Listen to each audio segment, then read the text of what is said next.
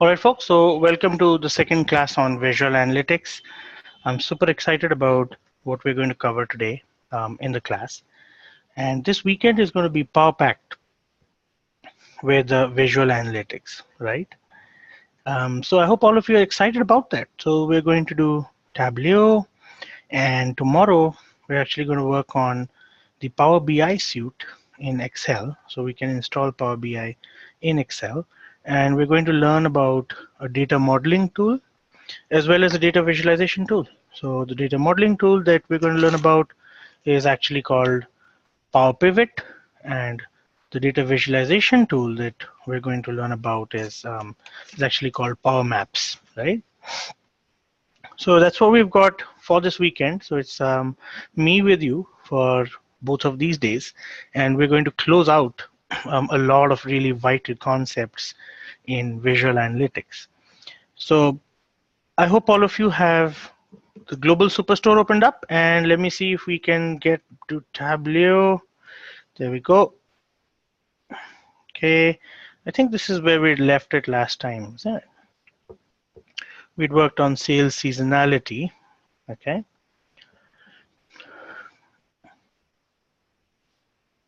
fantastic. Now, I've actually received a bunch of assignments on Tableau, so I want to thank the folks that have submitted their assignments. Shelly, I've got your assignment, and a lot of other people have also submitted their assignments, right? So I want to thank you. I've also got some additional queries on this particular data set from some of you, I think Jessica, for example. And so I think that's really cool that you've got additional questions around this data set and that you're exploring Tableau, and that makes a big difference, right? So what we'll do today is, first up, before we start off, I want to make sure that just like we understood Excel, I want to make sure that we understand in some way how Tableau works. Now, Tableau is pretty sophisticated, right? So we had actually created a view, and the way we've done that is that we'd created a view like this. We'd taken categories and we dropped it, to the rows and quantity to the columns, right? We've done all of that, okay? And then, we've done more steps. But I just want to, before we go anywhere else, right? I want to think about this and share this a little bit logically, with all of you, right? Okay. So Shelly, I have received your assignment on advanced Excel. Okay. So thank you so much for that. Now, folks, when you drop category, for example, to rows, you want to see how Tableau behaves, right? I'm going to draw a parallel with Excel for a quick second. So what you notice is that Tableau also has your columns and it also has your rows, right? And just look at how it behaves, because some of you sort of had the question saying, we're dragging and dropping stuff here and there, but what are we dragging and dropping, and where are we dragging and dropping stuff on, and why, right? And it's a great question. Now, my answer to that question, honestly, is really there is also experience that you gain over a period of time to learn things, and intuition, and how you build intuition around the tool. But there is some logic to the madness. So let me see if I can share some of that logic with you, right? Okay. So just give me a second here.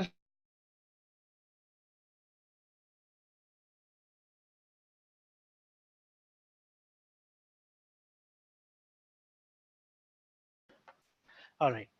So I'm going to take category and drop it on the rows and show you how it actually behaves, right? The moment I drop category on the rows, you notice that there are now 3 rows, okay? And all these 3 rows contain the categories. So the impact of dropping category on rows is that all the rows will contain the 3 categories in this data set, but it has no data in front of it because we haven't actually dropped any data so far. So what's step 2? Step 2 is when you drop quantity to columns, right? And that's the data. Now what will happen?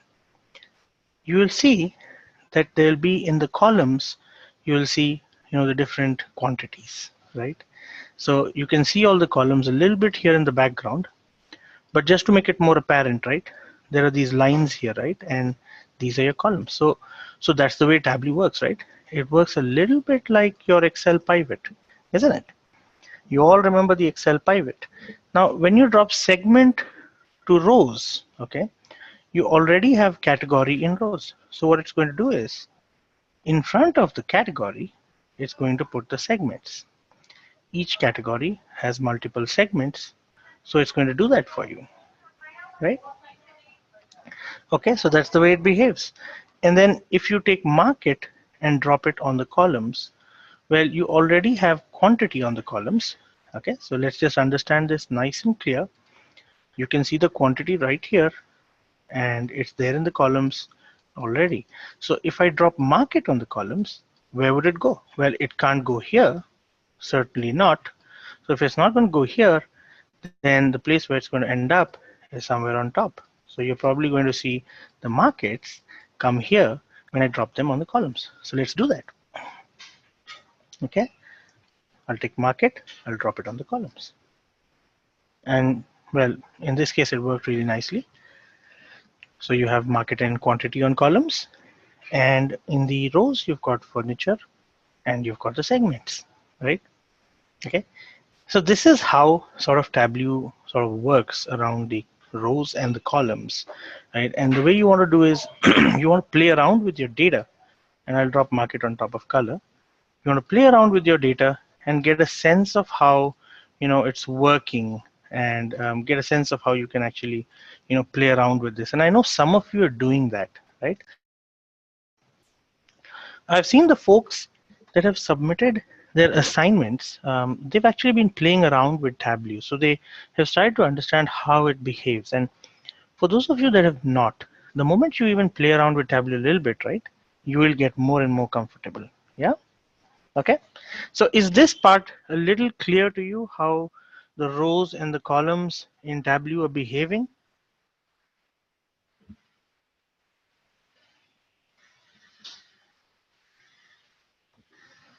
Okay, let me just see. Okay, Jessica says very useful. Sakib says very much. Thanks a lot. Great, great. Now, here's what I wanted to do, right? Since some of you had this question, I wanted to show you yet another way in which we could have arrived at the same visualization. So I'll rename this emerging market, and the depth is more important, right? Okay. And what I'm going to do is I'll open a new sheet here. Okay. And let me show you another different way that we could have arrived, at the same outcome, right? What I'm going to do is the things that we're interested in, right? When you look at this emerging markets thing, it's the category, segment, market, right? So what if we clicked and selected the category, the segment, the market, and the quantity? So all four things that we used here, what if we actually opened a new sheet? And let me try that now. So I'll click on category.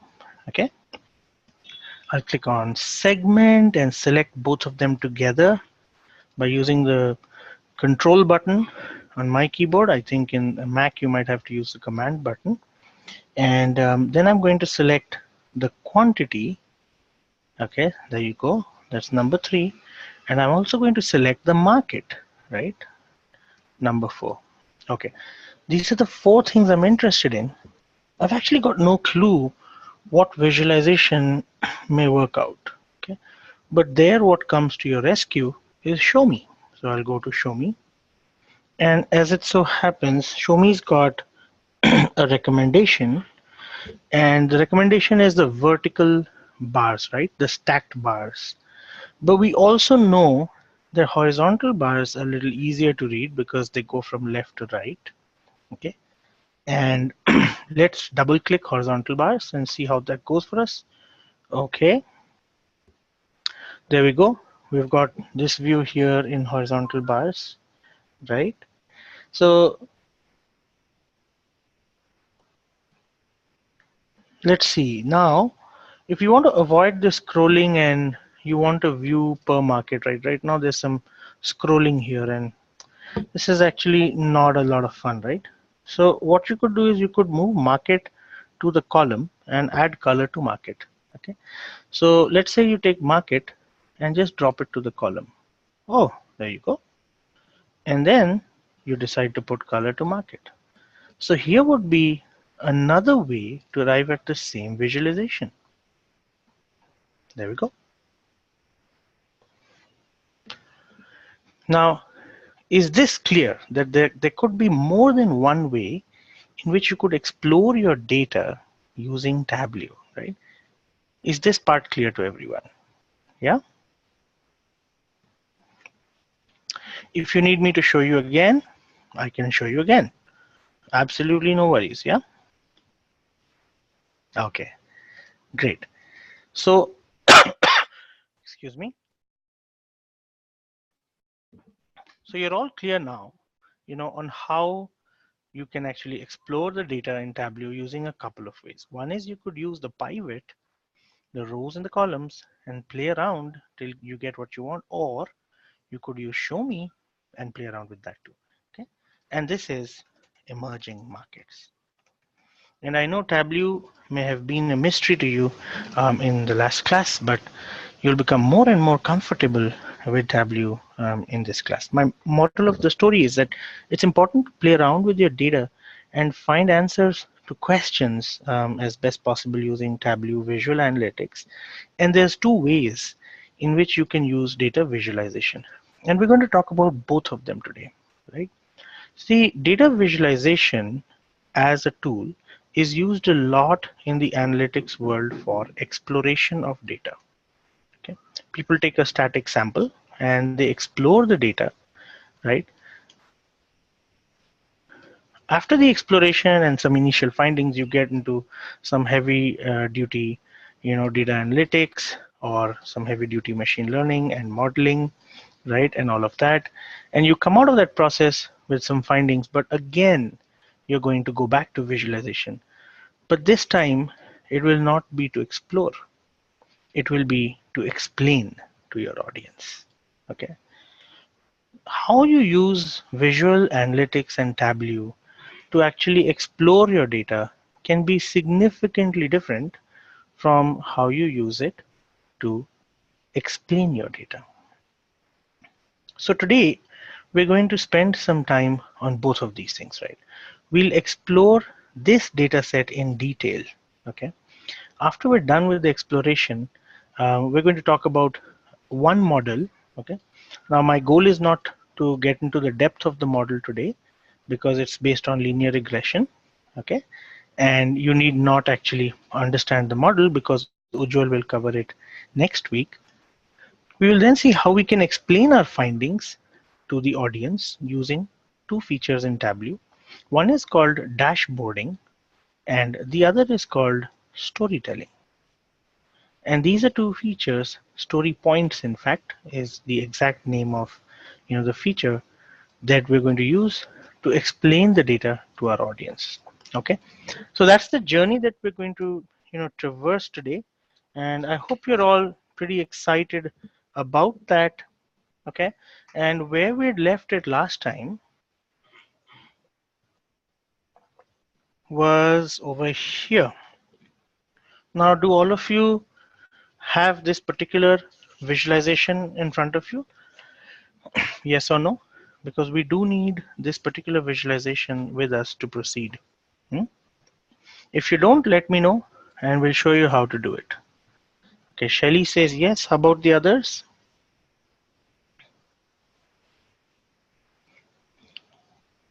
Okay, no. All right. So we're going to learn, we're going to do this on the spot. Don't worry about it.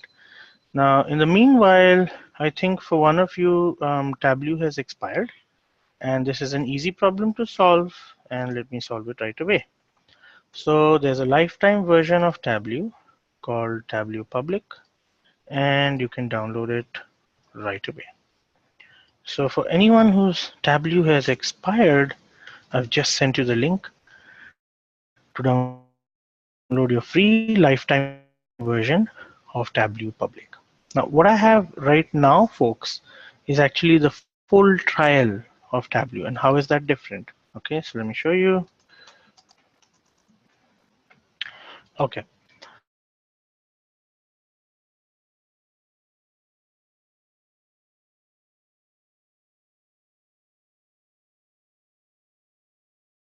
so this is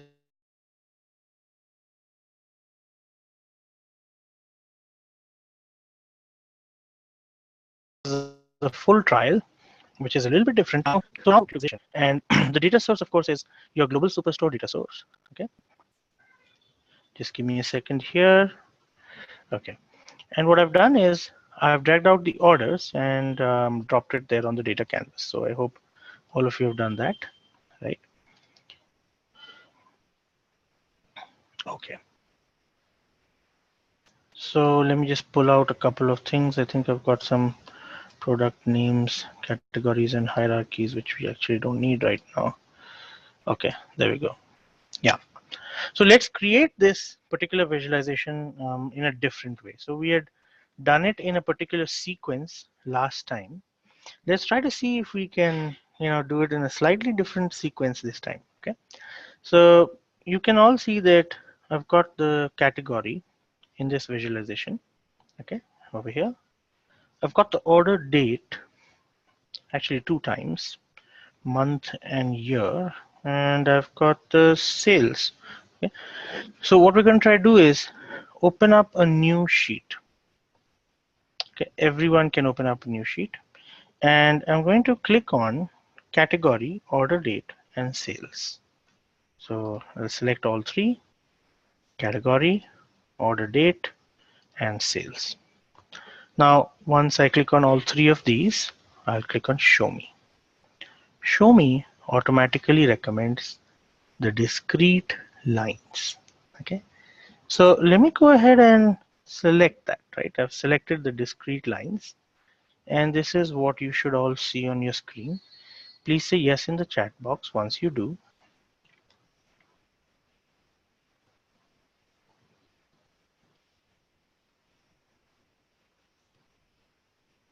Okay, that's great. I want all of us to practice along, folks. Yeah, fantastic, fantastic. And if some of you are practicing later, just let me know so I know who all will be practicing later. Okay. So Kamlesh has a question.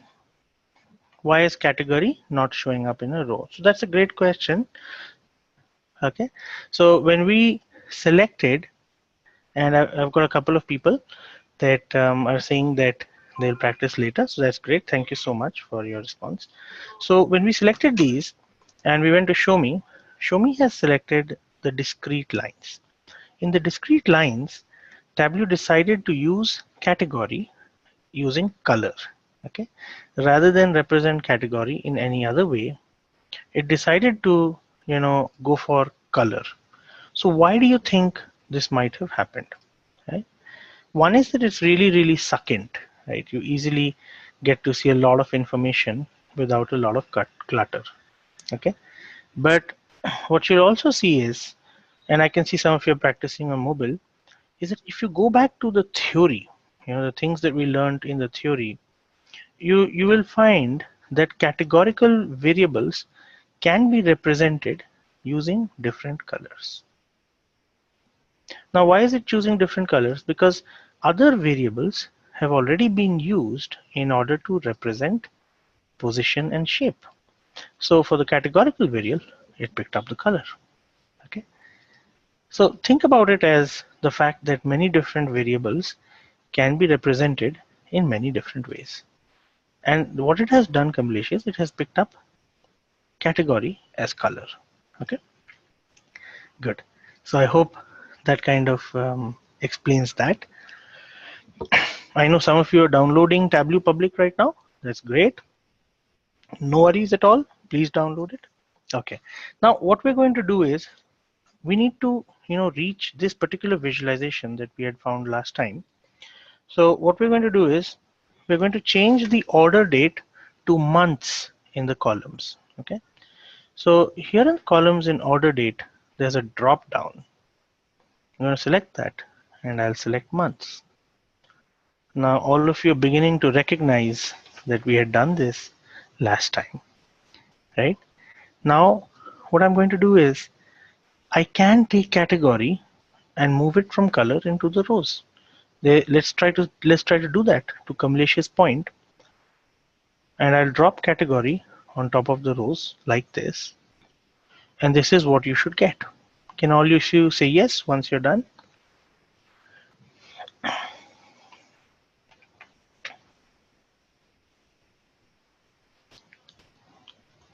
Should I show you the last two steps that I did? I'll just show you again. Okay.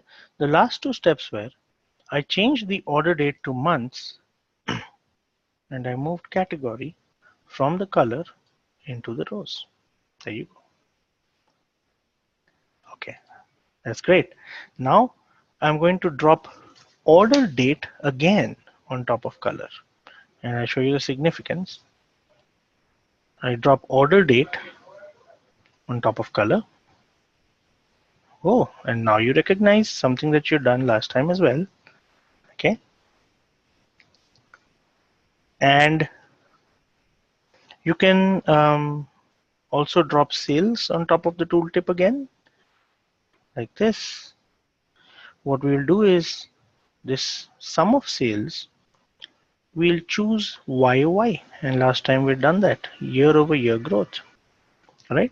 So sum of sales, first I drop sales on top of tooltip, and then I go to the drop down and sum of sales, I go for year over year growth.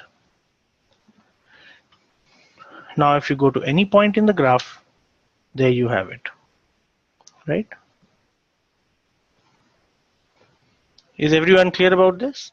Has everyone got to this point? Those who are practicing? And I can show you again, don't worry about it, yeah? So I'll make it a little faster. Do you need to see this again, folks, or shall we move ahead? Please let me know in the chat box. Because the next visualization you're going to create depends on this visualization, okay? So I've got to make sure that you're there, yeah? Okay. The last step. Okay, so just have a look again. I will just show you once more. So what I did was I selected category, okay, order date, and sales, right? All three of them went to show me, and I picked up the discrete lines, right? I double clicked that. After that, I changed the order date to months in the columns. So it becomes a monthly view, right? And I moved the category from the color into the rows. So rather than representing each category as a color, I actually moved it into the rows. So now I see the three categories: furniture, office supplies, and technology. And since there's three categories, they fit pretty well into the picture. I need not use color. I can put them in the rows. Okay, that's the logic behind doing this. Okay. Now you drop sales again on the tooltip. This time you make it year over year calculation, right? Year over year growth. Okay. Finally, you drop order date on top of color, and you get your view. There you go. Are you all there? Yeah, please let me know. I'm just going to make sure that everybody is with me.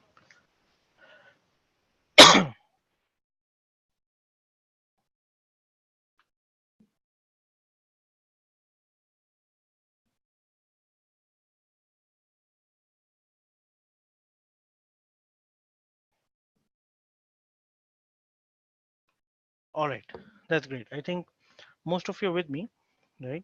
So what if you want to compare sales in different categories? That's what you just did by dropping the categories right here. And you can see which categories impacted the most by seasonality, right? You can actually see which categories are doing well, which categories are not doing well. The seasonality dip that we talked about, you can observe it in July and August, right? So you can, annotate like you've done last time. So I'll just quickly annotate this just like we've done last time and just call this the back to school sale, right? Okay.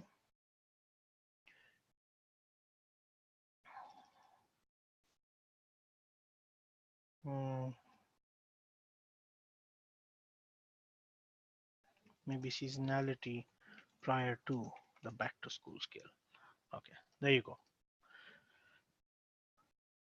Now you can save this, and I want to show you today.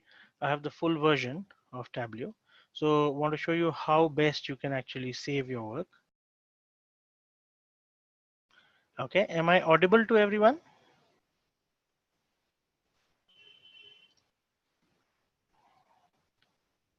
Sure, sure.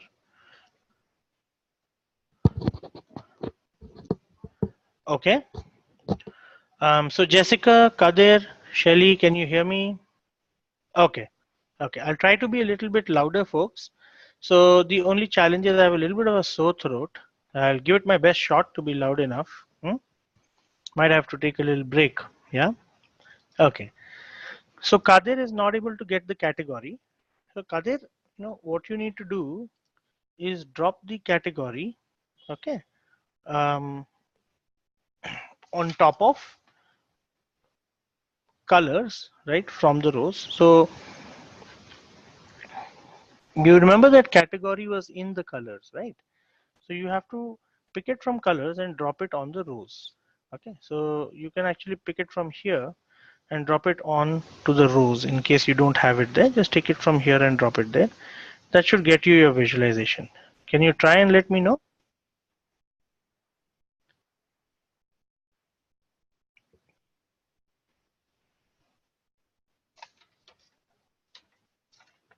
Okay, so I'll just wait for your response, Sakib. I hope you've been able to drag out category and drop it on the rows before sum of sales, right? Sure. I'll assume that's done. Otherwise, don't worry. The recording is there. You'll definitely manage it. Yeah. All right. So let's now learn to export a few things. Thanks, Sakib, for your response. So you need to right click on the chart and copy the image. If you have the full version of Tableau, you will see copy image as an option over here. Right? Click that. You'll see that you can, copy many different ways. The first one is if you copy with the legend on the right. Second one, legend on the right, but arranged, on adjacent to each other rather than vertically above and below each other. In the third case, legend is below. Fourth case, legend below, but arranged in an adjacent fashion. So, suppose you copy in the first manner, right? How would it be?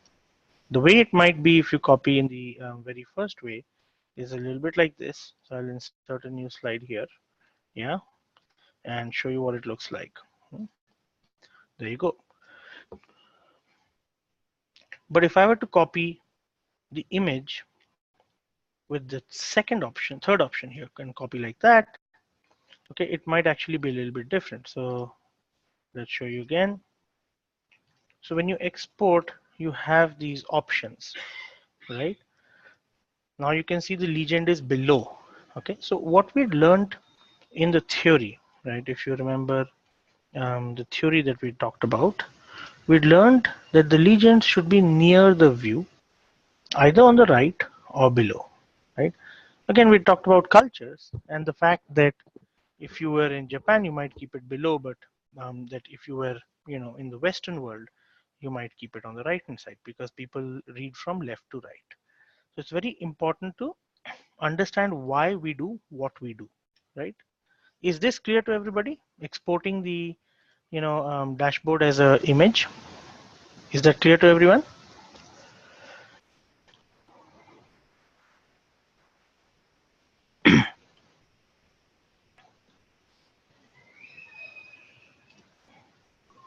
Okay. By the way, you only have this option in Tableau full trial. You do not have it in public. So Tableau wants you to pay them in order to get this particular functionality. Okay. All right. So I hope that's clear to everybody, right? And let me just go back here to what I had exported. Okay. Now notice something. I hope it didn't, escape your attention, right? When you were in Tableau and you were working in Tableau, you actually didn't get a description of what was going on. Okay. So you can see here the work that you did, but there's no description below the graph. But did you notice what happened when we exported this? So let's actually go to the slide and let's see what's happened when we exported this. Okay, Kamlesh, no worries. I will come to that. Please focus here. Yeah. Okay, I will address that query. So do all of you see that we have a pretty nice description of this graph at the bottom of the screen? Is this visible to everyone? The trend of the sum of sales for order date month broken down by category. Color shows the detail about the order date year. Okay, and it mentions the year, and the view is filtered on category, which gives furniture, office supplies, and technology. Now, isn't that a very nice way to export the data? Not only are you getting, the visualization, folks, but you're also getting a description of the visualization, right? Now, the beauty is anything that you export, okay, let's actually go back to Tableau and let's export something else, right? So let's see if we can export emerging markets, and I'm going to copy this image, right? I'll go for this second one here, copy, and let's go export this and let's see what the outcome is. Does it give us a nice description there? Yeah, there you go. And you get the description, isn't it? Sum of quantity for each segment broken down by market versus category. Okay, and color shows the detail of the market. So how many of you are using the full version of Tableau? Did you try and export and get the descriptions? Anyone? Anyone exported and got these descriptions? Or anyone has full version of Tableau? Okay, so you've got to try this, folks. Okay, so try to get the full version. And every time, by the way, Tableau releases a new version of Tableau, you can again install the full trial. So give it a shot. I think recently there's been an update. You might be able to install the full trial again, right? Okay. Now let me come to a question I think that Kamlesh had. I had month in the column part, but now it is not reflecting in the graph. Okay. So how do you fix that? The way you fix that is, if the month is not there, right? The order date month is not there. We have to take order date, drop it on the column, Kamlesh, and then in the drop down, instead of year, we have to select month, right? So you need to go into the drop down and select month over there. And order date also needs to be dropped a second time, right, onto the color. And in that case, it will be year. So if you have it at two places, it will work fine, Kamlesh. Yeah? So try once again after the class. Okay, and for sure it will work, or even now you can try.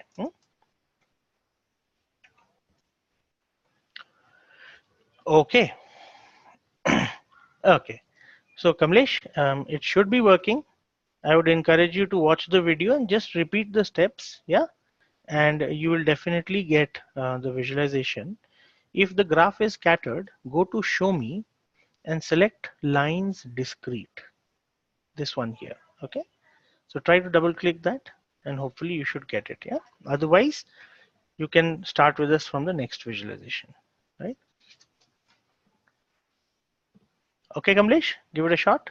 Yeah. Very good. Thank you. Thank you, Kamlesh. Okay. So what if you want to see the raw data behind this? So we talked about it. You can right click and you can go to view data and see the raw data. You can also export here. But if you have the full version, you can even copy the data directly like this. Okay.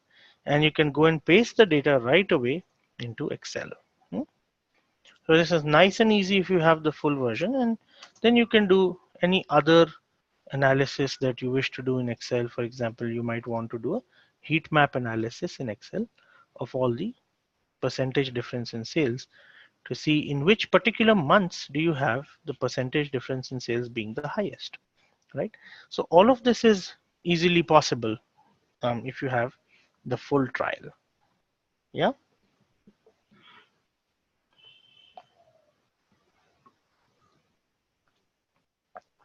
Okay. What you now need to do is right click on the sales seasonality, and there's an option called duplicate as cross tab. right? For those of you that have got here, you're fine. If you are not able to reach here, please don't worry. Yeah, you can practice this part along with the video.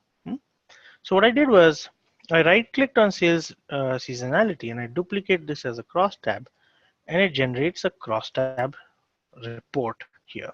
Okay. Now I spoken to you about cross tabs, and I hope some of you remember that in the very first class on Excel, we had consolidated multiple ranges of data, and we had seen a cross tab data format. I had said that this was a great way to create a report, but not really a great way to store data. It's much better to store data in a tabular format. How many of you remember this? Yes? Very good. So now what you're going to see is the correct application of a cross tab. The correct application of a cross tab is a report like what you see over here, right? Okay. Now in this report, what we're going to do is we're going to work on this a little bit. We're going to swap the axis. I'm going to click on this button here below format and server called swap axis. And I'm going to swap the axis like this. Okay. Once I swap the axis, I'm going to move category from the columns to the rows before months. So I'll take the category and pull it here right before the month. Okay. And this is what I get here. I'm just playing around with this particular cross tab. Okay. We've arrived at the cross tab that we're going to use. To make this fit better, you can select the entire view in the drop down, and this is the view that you will get. Okay. Now this is a cross tab. You have category here in the rows and you have year in the columns. So it's a classic cross tab. Okay. I even have months within the categories. But the thing is, we'd learned about the fact that if you remember the very first class, right, when we talked about how it helps to, understand data if you can visualize it. I'm going to connect the theory perfectly with the practice, right? So this is what we had seen. And we had seen it's so much better if you can do this, which is use color. How many of you remember? Please say yes in the chat box.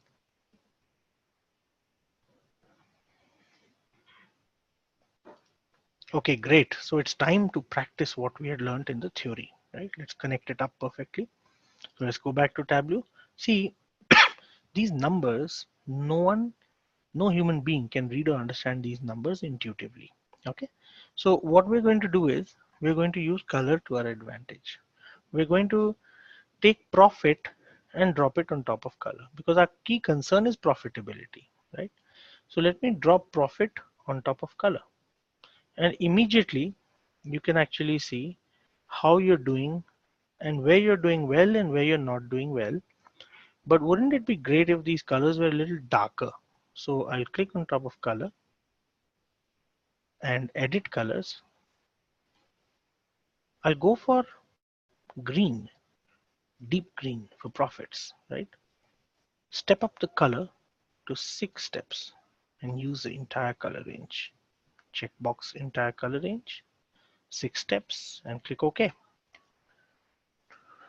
Now I can see darker colors here and I can see a red here, right? Which clearly tells me that there's a challenge with the YOY sales as well as the sales for this particular category here. But this can be even clearer, right? So let's see how we can make this even clearer, how we can use a cross tab as a reporting format, right?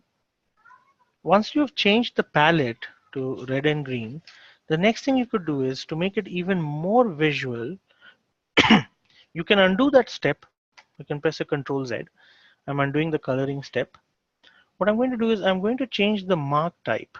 Okay. And how do you do that? So let me show you. Just a second here. Okay. So over here, you have the marks. And currently the mark type is set to automatic. We're going to change that, and we're going to drop down and click on square. Now, the moment you do that, your numbers actually disappear. But what you have in its place is deep blue signifying profits, light gray signifying, less profit, and orange signifying loss, isn't it? Right? And if you want, you can make the colors intuitive again. There's no challenge on that. So I could always make it deep green and go back to my intuitive colors. Now, what you're able to do is the moment you have this visualization, okay, you don't even need the numbers. So let me maximize this and ask you a question. The furniture profits year on year were worst in which month of which year in the last 4 years?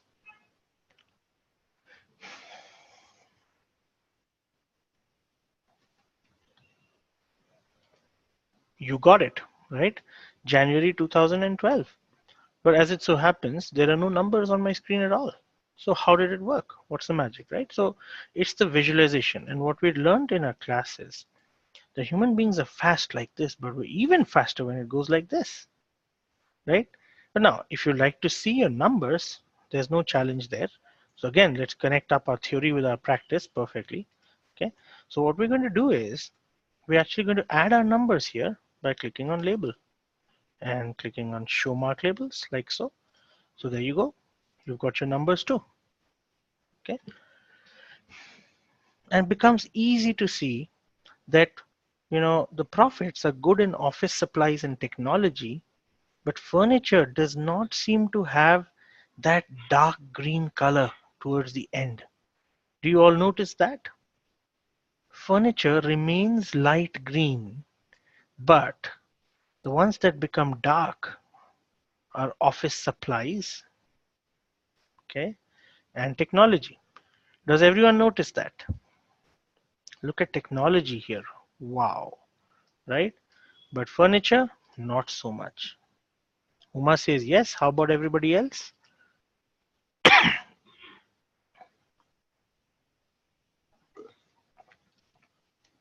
Absolutely. So, folks, you now understand, okay, what is the correct use for something that we call a cross-tab report. It is not to use it like this to store data. It is to use it like this to visualize your data in a one snapshot, along with conditional formatting in Tableau. Of course, Tableau doesn't have conditional formatting, but this is pretty similar to what you may have done in Excel. Conditional formatting, isn't it? Okay. Okay, the question now is that we know that furniture has a challenge, but is it in all the stores? And before that, the best YOY growth is obviously in December 2013. You can see that. So you can see the worst and the best years. All of that is clear. The question is, let's get deeper into this, okay, and let's understand how we can explore this even further. We'll rename this as the cross-tab report. So I'll rename this sheet. I'll call it the YOY cross-tab. So it's basically the year-on-year growth, right? So we'll call it the YOY cross-tab. There you go. And let's open a new worksheet. Now, for those of you that did not have the seasonality, you may have missed the YOY cross-tab. Don't worry about that. Kamlesh, I think you are having a challenge. Don't worry. Open a new sheet and we will come to our next sheet. Yeah. Please say yes in the chat box once you have your new sheet open. Brand new sheet.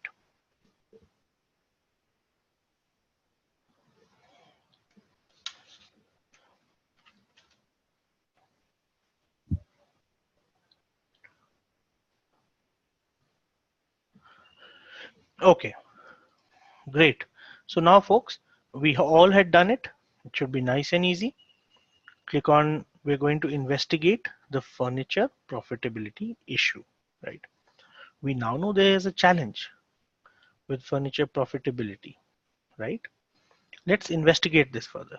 So click on country and sales, and we'll go to show me and double click on the symbol map that we had seen in one of our webinars. Okay, please say yes in the chat box once you have what you see on my screen. Very good. Okay, we'll move ahead now. Now this is sales in different countries, and after this we can break it up easily, right? And look at the states for each and every country as well. So all of you know what you need to do. Take state from the dimensions and drop it right here on the Pacific Ocean, and you get all of the states. Please say yes in the chat box once you're done quickly, folks. We'll move a little faster now. Yeah. I'm just going to increase the size of the dots a little bit like this. But as you can see, the moment I increase the size by clicking on size, they start overlapping on each other. So I'm going to go to color next, and I'll make it a little bit, transparent. Maybe take it to around 76% transparency and add a border. So I'll add a dark blue border like this, get a nice view. And the whole point is, like as you can see, California is hiding one of the states in the US, right? And there are bigger clusters, and you don't want stuff to not be visible. So I'm increasing the transparency there, so no data gets hidden by another piece of data. Okay. Okay. So I've done that, and I've added a border, right? And you can, hide the size legend here on the right hand side. You have sum of sales.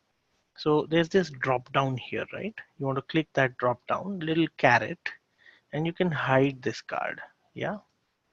Now we get a nice full view, okay, of the global sales, right? But we need profit, so let's drop profit on top of color quickly. Yeah. Okay. Once you've done that, you now see, the challenges on profitability in orange color, right? And you can go for intuitive colors. I mean, I think that's a great thing to do there. So just go with your intuitive green and red colors. Okay, there you go. And that's your global sales and profit. Now, see, the thing is, we broke this up into, different states, but let's get into the United Kingdom. So I'll click on the magnifying glass and let's explore the United Kingdom. And I'll type United Kingdom and I'll zoom in. Okay. Now, what you see here, folks, is that in the United Kingdom, almost all of it is just one state called England. And by the way, a lot of us think England and the United Kingdom, they're pretty much the same thing, right? Isn't it? A lot of us, you know. So, so you're not getting a lot of insight into the sales in the United Kingdom if you break it down per state. So there's a state of Wales. By the way, King Charles is the Prince of Wales, used to be the Prince of Wales. And then you've got Scotland that, voted in a referendum recently for independence from the UK, but I think the majority of Scots decided that they would like to be a part of the UK. So I'm not getting any insight here, folks, by state.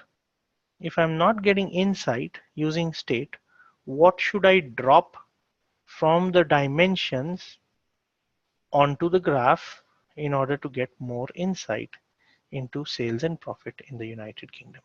That's my question to you.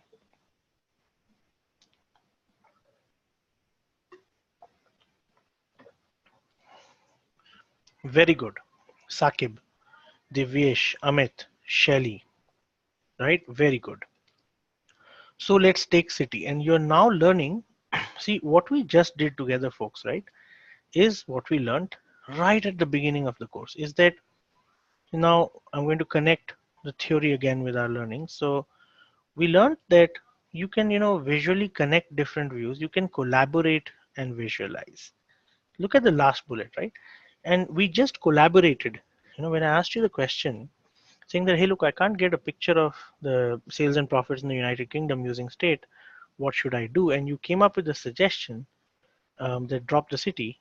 We did two things. We're going to explore the United Kingdom by collaborating, right? And that's the power of visual analytics. So let's do that.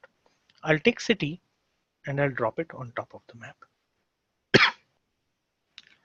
The moment I do that, you get a very nice view of what's going on in the United Kingdom. Okay, but there's a play button. I'll see if I can just zoom into this a little bit here. So let me just drag this around a little bit and zoom in a little bit more. This is better. Okay, and I'm going to increase the size of my bubbles, right? So there we go. And predictably, we can actually make it a little bigger there. There you go. Isn't this much better, right?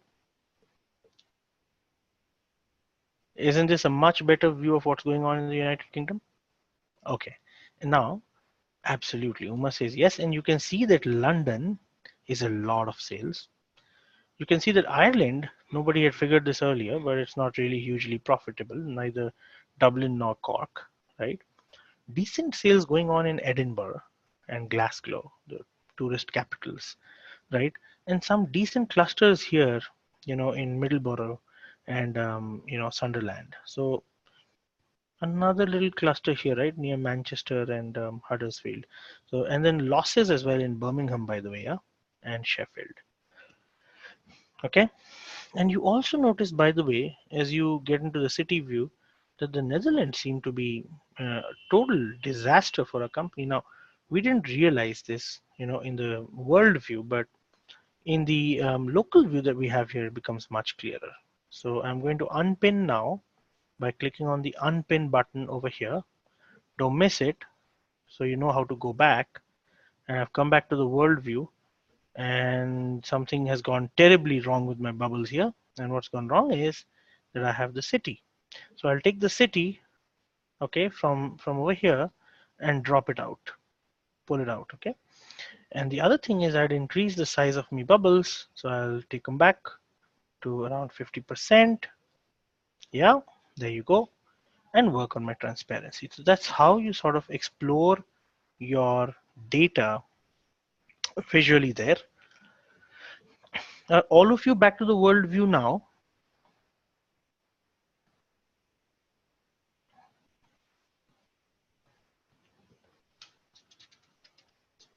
Are all of you back to this unpinned world view? Uma, yes.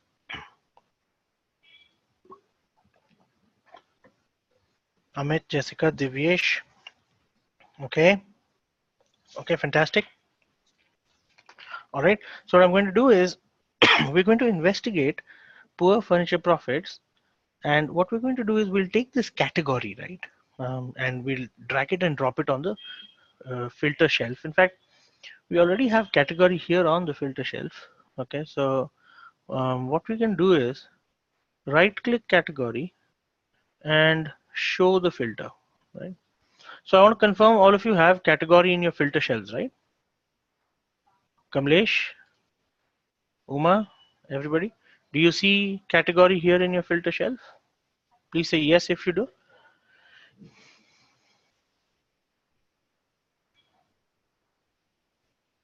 If you don't, then you can drag it out. Okay, so Divyesh does not see category in the filter shelf. So it should be fairly easy. All you want to do, Divyesh, is drag it out from dimensions and drop it here on the filter shelf. Okay, and I can actually show you that as well. Okay, so Kamlesh says he can't. No worries, Kamlesh, I'll show you. Yeah, so let me try to take category out of the view, right? So here you go. See, this is how it might be for some of you, right? Kamlesh and Devesh, right? So I'll take category again and I'll come and drop it on the filter shelf, right, Kamlesh, right, Devesh? Okay, the moment I do that, I'll check box furniture, okay, and I'll click OK. There you go. So now I'm looking at just the furniture category. Yes, correct, Sakib. It pops up a new window, and in the window, you check box furniture, Sakib, and click OK. Yeah, and this shows you what's going on for furniture, and you can see all the red bubbles, across the world, right, including North of America, the West Indies, Mexico, Latin America, Southeast Asia, clusters in the Middle East, Turkey, Italy, Scandinavian countries. I mean, A lot of challenges, right, with furniture. So what we need to do is, you can, select any category you want. So instead of putting it in the filter, right now we've filtered this whole world view on furniture. Instead of a filter, suppose I want a dynamic choice, right? So I want to be able to interact with this data, not just filter. Suppose I want to see, instead of furniture, I want to see office supplies or technology. So I right click on this and I say show filter. And now on the right hand side of your screen, you can all see the filter over here, right? And what I'm going to do is there's a small drop down here. I'm going to click on that drop down, okay? And I'm going to select single values list. So let me show you that. I select single values list. There you go. So now as I play with this, it changes from all to furniture to office supplies to technology. Now let me maximize this view. Watch what happens, right? When I click all, this is the view that we have right now. When I click furniture, the number of dots that are red and orange increase, right? Have a look at that, right? Okay. In fact, some of the green dots, become orange or red the moment you hit furniture. When you hit office supplies, little less losses, technology even lesser, right? So you know what is contributing, even visually when you look at this, you know what is contributing to the red and the oranges. It's furniture, right? Okay. Is everyone clear on this? You all were able to get this view here. See, all of these views are very important because we're going to create a dashboard. So you'll require all of these views for your dashboard, right? Divyesh, Amit Singh, okay, you're done. How about everybody else? Were you able to drag category to the filter shelf, right click and add it as a filter? Okay, great. Thanks, Jessica. You can also right click category right here and show the filter. That also works. Okay, fantastic.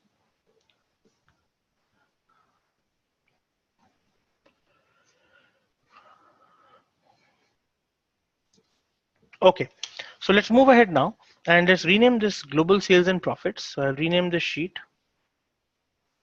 global sales and profits. There you go. Okay, Sakib would like to see how to change the colors.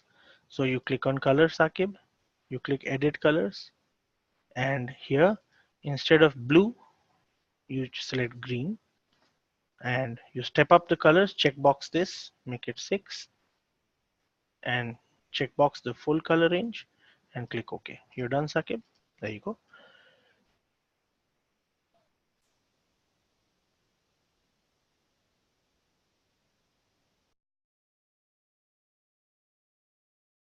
Time to create a new sheet, folks. So there we go. Please open your new sheet and let me know once you're done. Say yes in the chat box. Anyone who has not practiced so far, please open a new sheet and start practicing along with me. Fantastic. Amit, Jessica, Divyesh, you're all with me. And Uma, everybody else, Shelly. Okay, you're all with me. Fantastic. Okay, folks. So in this new sheet, we're going to now deep dive this furniture profitability issue. There are categories, subcategories, okay, within furniture. So, and there's a sales, right? So if you think about these three, right, category, subcategory, and sales, I click category, okay, and I click subcategory, and I click sales. All three of them using the control button on my keyboard. I've selected all three, right?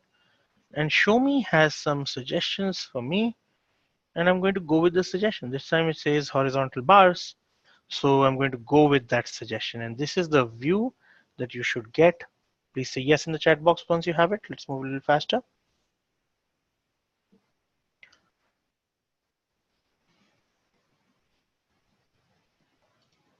Okay. Now you're going to learn about something new. It's called hierarchies, right? So what are hierarchies in Tableau and why do you need hierarchies? Right? This is an important little point here, right? So right now, when you look at categories and subcategories, at the beginning of the pill, you don't see a plus sign. Okay, and here's what I'll just circle this for you. So at this point here, you do not see any plus signs or minus signs over there. But they're going to come in a very short while when we create a hierarchy. So you all see that every category, for example, furniture, here on my screen, has some subcategories.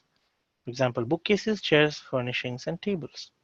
Now there's a relationship. There are 4 subcategories under the category furniture. You can map these relationships in Tableau. So let's learn to do that. So let's create a hierarchy to map this. So you can see that category is right on top in dimensions and the subcategory is all the way in the bottom, right? So I'll take the subcategory, click on it, and drag it all the way till the top and go nice and easy. It's going to move up, right? And try to take it all the way up to category and drop it on top of category, right? And when I do that, I will create a hierarchy, right? So try and do that now, all of you. Okay, slowly take it all the way up, drop subcategory right on top of category. And you'll get this window called create hierarchy. Can you all try and get this window and say yes in the chat box?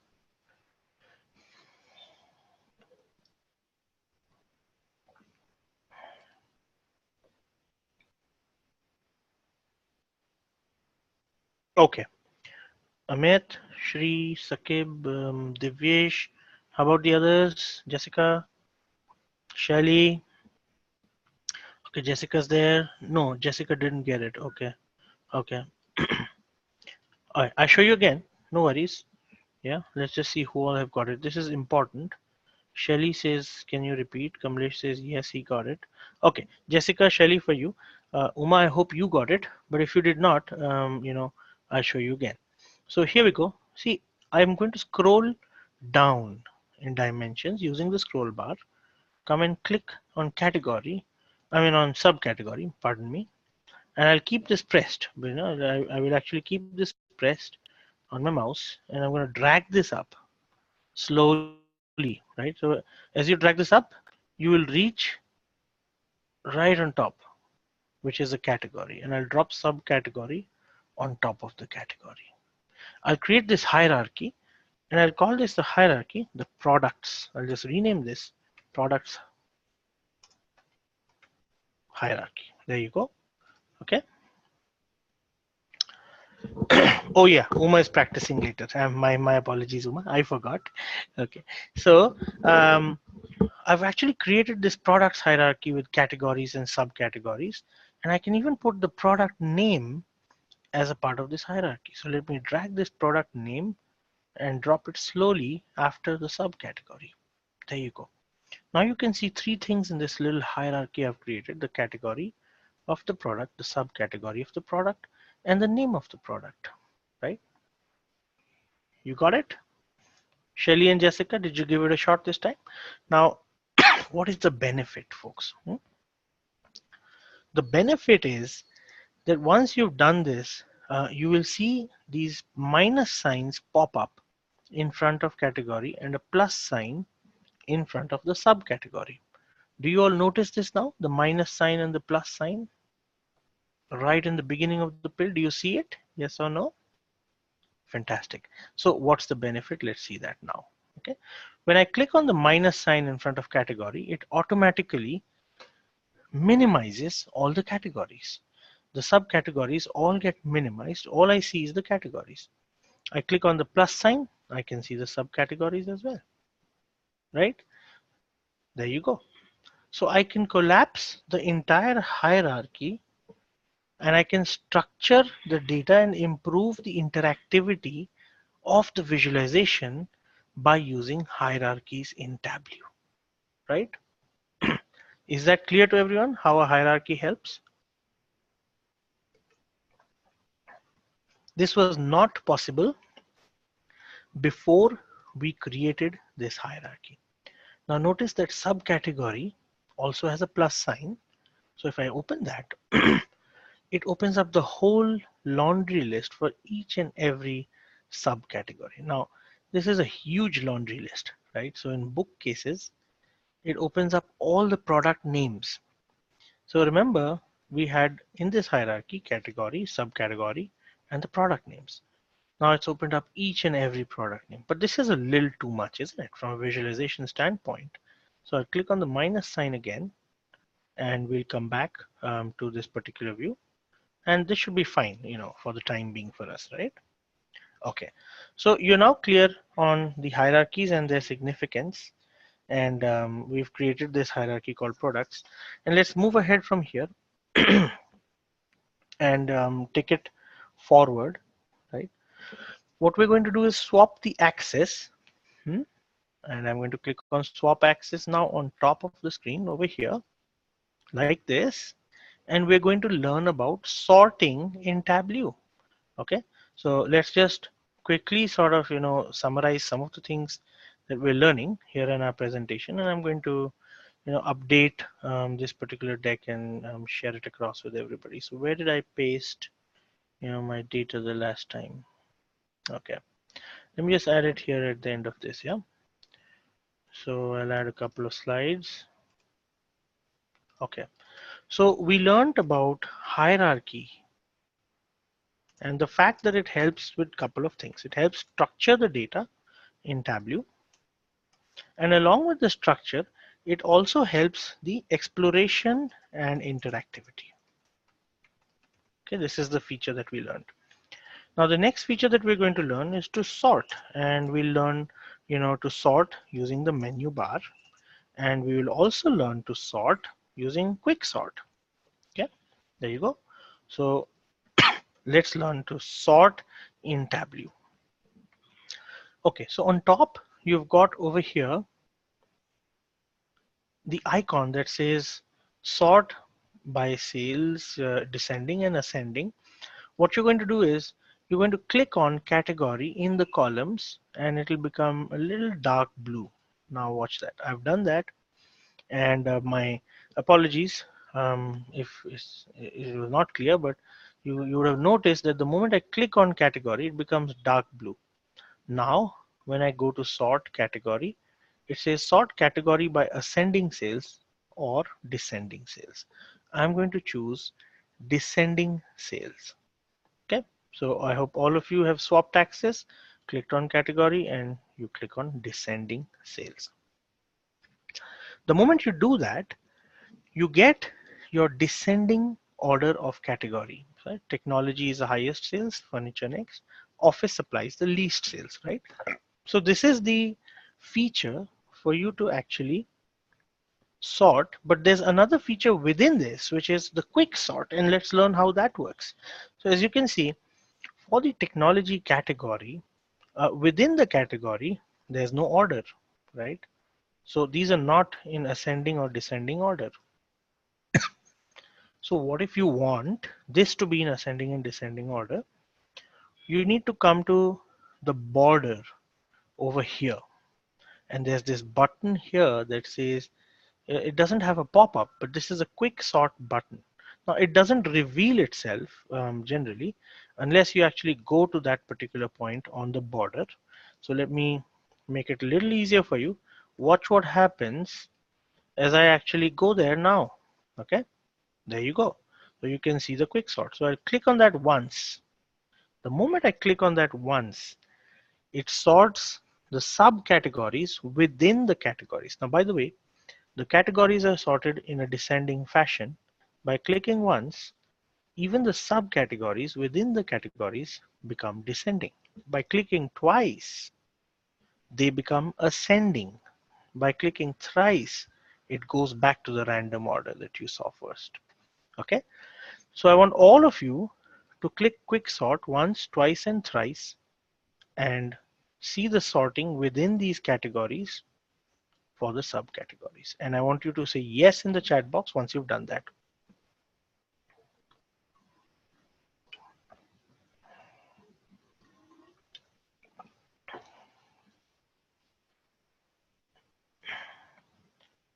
Okay, very good. That's great. Okay, so we have talked about now sorting in Tableau. Let's now talk about something else that's also rather important in a very short while, which is the sorting in Excel. doing some groupings or some clippings, right? So we'll figure out how to group or clip some data, and how that can be helpful to us, right? Okay. By the way, if you want to see the actual sales, you can at any point of time see that by clicking on the label, and that's the T right here on top of my screen. So I can click on that, and the moment I click on the T, I get the absolute sales. I can also click on the label here and click on show mark label, but that's a lot of hard work because it's 2 clicks, and these days mankind wants everything in 1 click. So T is a better way to do it right there on top. Okay, there you go. Okay, so that's as far as getting your labels goes. What I'll do is I'll throw profit on color because we're investigating furniture profits. Yeah? If you remember the whole theme of what we're trying to do, and as you can see, when you drop profit on color, you see the tables again are doing poorly from a profitability standpoint, despite the fact that sales was looking good. And some business insight is that, is this happening in all of the markets, or is this happening only in some of the markets, right? So my question to you is that if I ask you this question, that the challenge that you see on your screens with tables profitability, is this happening in all the markets or some of the markets? What do I need to drag and drop into this visualization that is missing right now to know whether this issue is in all markets or some of the markets? Which dimension or measure do I need to drop? Yes, so Sakib, the question is, you can see tables are not profitable. Is this happening in one of the markets, two of the markets, or all of the markets? Yes. Okay. So markets, if you remember from the emerging markets visualization, the market field is Africa, APAC, Canada, EMEA, right? Isn't it? So the answer, you're right, you all got it, right? Some of you said region, some of you said market, is we need to bring markets into this picture to know whether tables profitability is a challenge only for, you know, one region or multiple regions. So let me take market from the dimensions, and where will I come and drop it? On the border right here, like this. The moment you bring it there, you see this dotted line. Yeah, you've seen this dotted line once more before when you brought sales. So I'll drop it here, and I get the view for all of the different markets, right? Okay, this is the view for all of the different markets, and you can try to fit the width, right, and see the entire view. There you go. So I went to entire view here, and I get a nicer picture here of all of the markets, right? Now looking at this, can you tell me that tables are, generally not profitable, but there are a couple of markets where it looks like tables do not have a profitability challenge. Which markets am I talking about? There are 2 markets where tables do not seem to have a challenge in profitability.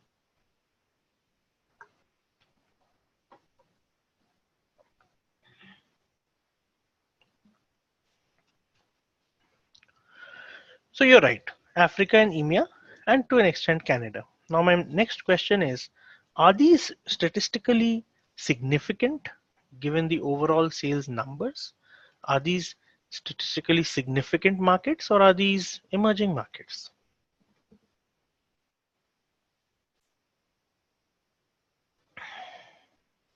Okay, since these are emerging and they're not very significant, means we don't have a lot of sales.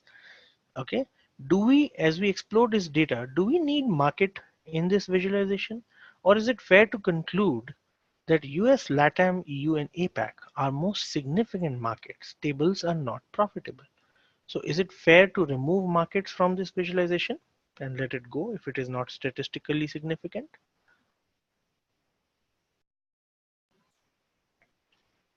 You got it, right?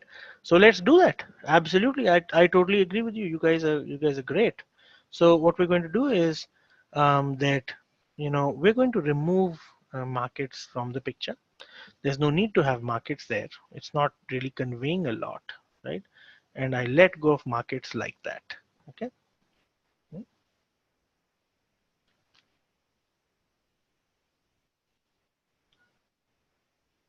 All of you have done that? Yes.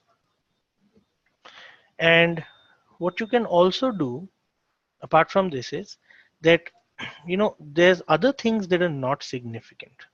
See, we had learned in the theory, and again I'll keep going back to the theory so we keep applying what we had learned in those slides. Otherwise I think slides are not always the best use of time. Let me see here. Mm, Here you go. All of you remember the natural disasters in the countries across the world, and we had said that there's a challenge because beyond probably the country of Mexico, right? Everything else, it just becomes pretty much the same.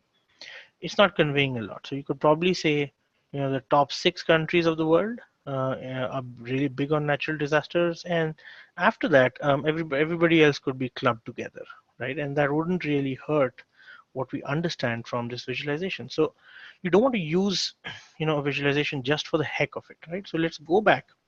Let's see here in office supplies. See, I want you to think about very deeply about visualizations, right? And what they convey. In office supplies, what you see on your screen is that it's consuming a lot of your screen space. But are these numbers here from art, binders, envelope, fasteners, labels, paper, are these significant compared to the other bars? Or are these relatively insignificant? What would you say?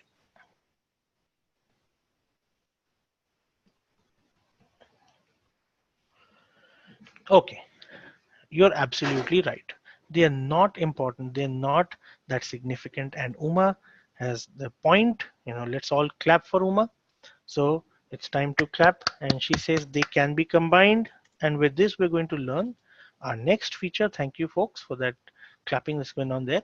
The next feature that we're going to learn about is how do we combine stuff in Tableau, right? So let me go back there and just quickly summarize. Okay, new slide. And what we're going to learn now is to use the clip feature to basically combine data. So this is something that will be very useful to us now. What we'll do is we'll click on art, binders, envelopes, fasteners, all the way till paper. I'll press the control button on my keyboard and I'll select all of them one by one, all the way till here, right? And once I've selected these items, there is a paper clip over here. It says group members. Yeah, I call it the paper clip, and the pop-up says group members. I click on that and I can group all of these together. Okay, and I can right click and rename this group using edit alias, and I can call it small supplies. There you go. Now, isn't this a much better visualization than what we had a short while ago? Yes or no?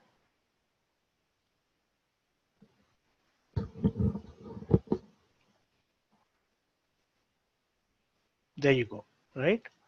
Okay. Yes, so I see that some of us are ready for the break. I totally get it. We have a break coming up in just 7 minutes, Sakib. So thank you so much. We will be taking a break very shortly. Okay. So what we just learned right now. Okay. So Kamlesh lost the connection. Okay. Okay. So Kamlesh, what we had done is that we had grouped a couple of things. Kamlesh, can you hear me? Please say yes in the chat box. I want to be sure you can hear me, Kamlesh. Please say yes in the chat box. Okay. So Kamlesh, I'll quickly repeat for you. Yeah. Okay. See, we found that market was not relevant. So we threw market out of the picture. Then we found that art to paper was a very small data compared to the rest of it. And we had learned that sometimes it's better to group data that is not very different from each other in our theory. You remember this slide, Kamlesh? So what we did was we went and clicked on art, binders, envelopes, and all of these up to paper, clicked on the paper clip sign, which is group members, and we renamed this right clicking and edit alias, and we renamed this as small office supplies. Okay, there you go. That's what we did. Okay, so that we get a much better sense of what's going on with our data. So what we learned here was grouping the data in Tableau. So let me just put that up here, and this is grouping the data. And see, the beauty is, as we work on this, we can actually copy our images and create PowerPoints along the way, isn't it? So all of you will have instant recall, of what we learned. So let me go with this one here, copy and paste. There we go. So we learned to group data, we learned a menu bar, right? All of these things. So let's keep going. Break coming up very shortly, so don't worry. Those of you a little tired, hang in there. We have a nice break for you. Okay. So we're going to rename this, sales by different categories. And Kamlesh says, okay. What I'll just do is, to make this a little bit easier, I'll see if I can, you know, just make it like this. Yeah. There you go. So I just, rotated the axis there a little bit. Yeah. I just made it sales by category. Rename the sheet sales by category. There you go. Okay. So all of you have this view, right? And I'll just work on the colors there a little bit. Again, just make it a little intuitive. Just I think that makes a lot of sense. Okay. There you go. So this is sales by the different categories. Okay. I'll remove subcategory from the picture for now, and oh no, let me just keep it there. That's fine. That's fine. Okay. There you go. All of you have this visualization. Yeah.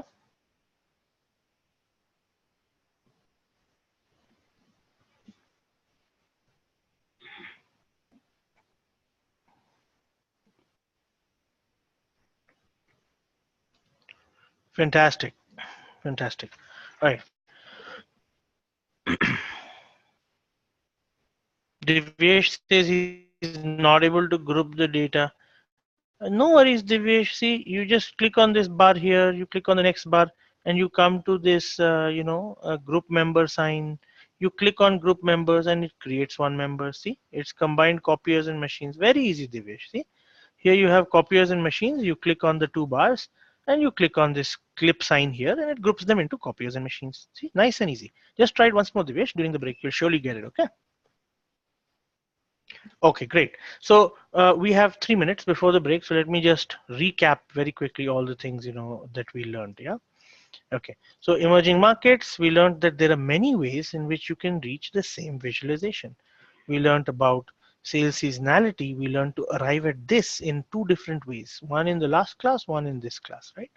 Again, we used emerging markets as a way to discover what to drop where in Tableau, okay, and how that works in our favor or does not. We learned to export data in the Tableau full version using copy data or copy image, which is not there in Tableau public. We learned about the cross tab being a great way to actually represent the data visually, even without the numbers, right? And it conveys so much to us. And we learned the right use of cross tabs. We also learned along with that the wrong use of cross tabs, which is to store data in this fashion, which we'd learned in our first class. Yeah. Okay.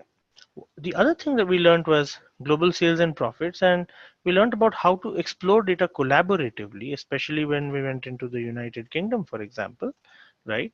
And we decided to drop more cities to get a better view of what's going on in the UK, right? And we got back out again. Okay, that's another thing. And then we got into the sales for each and every category. We learned that, sales was bad for tables, regardless of which market. And we explored that, and then we threw the market out again. We said, look, we don't need the market. So this is where we got. Okay, before our break. So it's 15 minutes from now. Let's see you all exactly 15 minutes from now. Yeah, tea, coffee, bio breaks. All right, everybody okay? Ready for the break? Say yay if you are. There you go. I am. So goodbye, and we'll see you in 15 minutes. Yeah. Thank you. Thanks, Amit.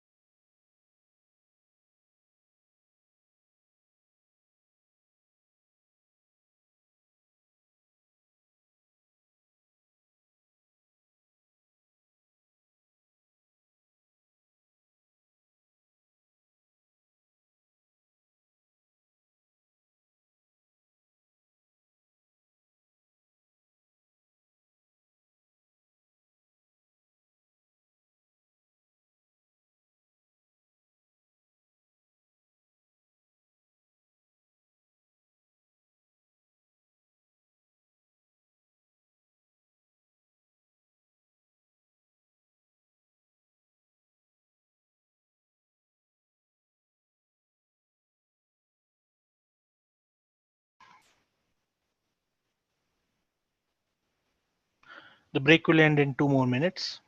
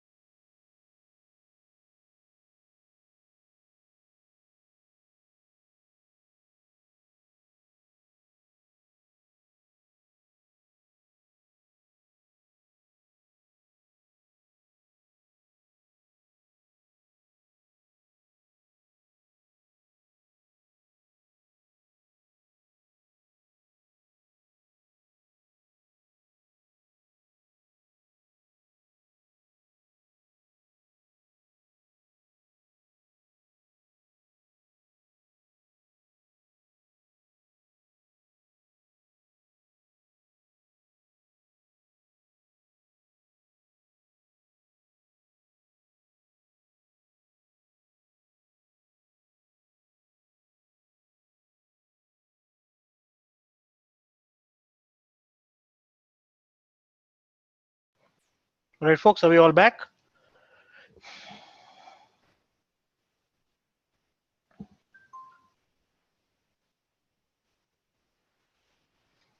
Superb. Okay, so let's open our next visualization and explore the challenges around profitability of furniture. Now, we have a hunch, a feeling, a hypothesis that shipping cost, which we see in the measures here, may be impacting the profits. And let's see, how true this may be or how untrue this may be, right? So what we're going to do is we're going to take shipping cost and let's select profit, both of them together, okay? And you can drop them or you can also select the visualization here in Show Me, which is the scatter plot. Moment you do that, what you get is 1 point. Total profit, total shipping cost. And you'd have got the same thing if you took, for example, shipping cost and dropped it on the column, and if you took profit and dropped it on the rows. Same outcome. Okay. Everybody got this point? Please say yes in the chat box.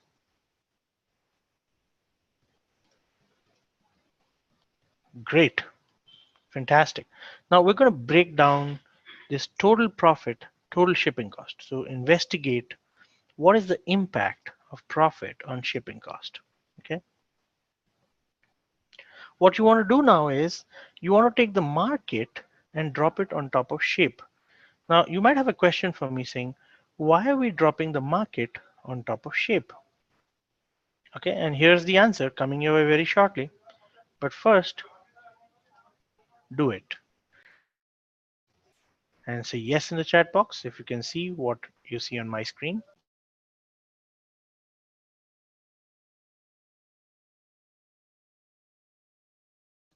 Great. The reason we dropped market on shapes, folks, was that we already had used some of the other variables that we had for different visualizations.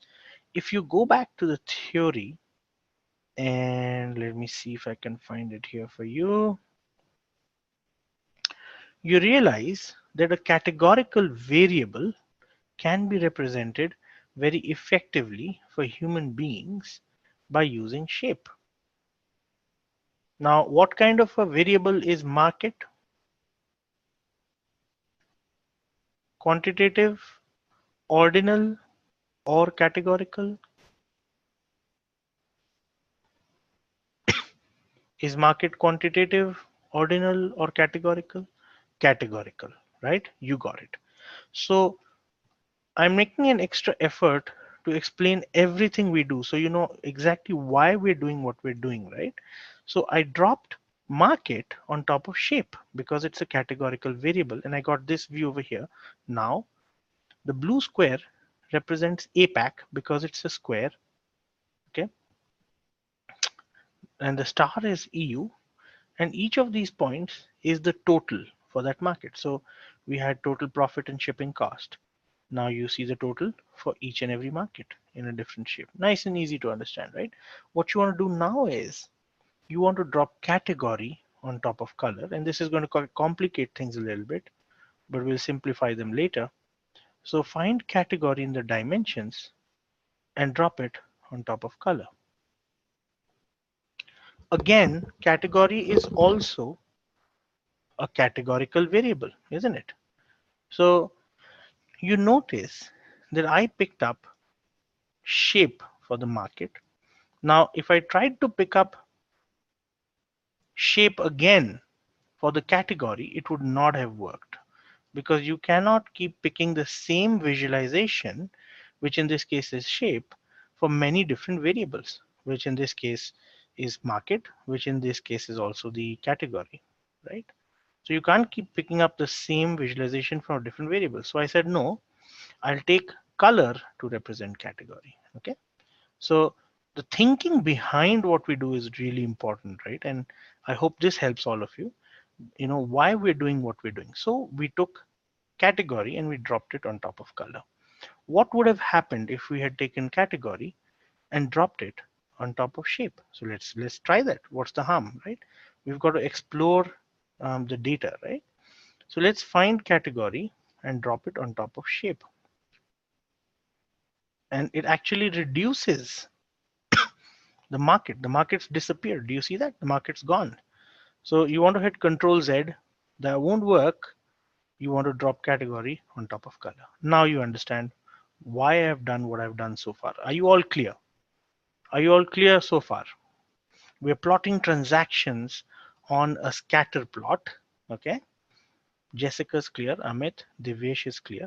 And why we're doing, a scatter plot? Anyone who's clear on why are we choosing a scatter plot?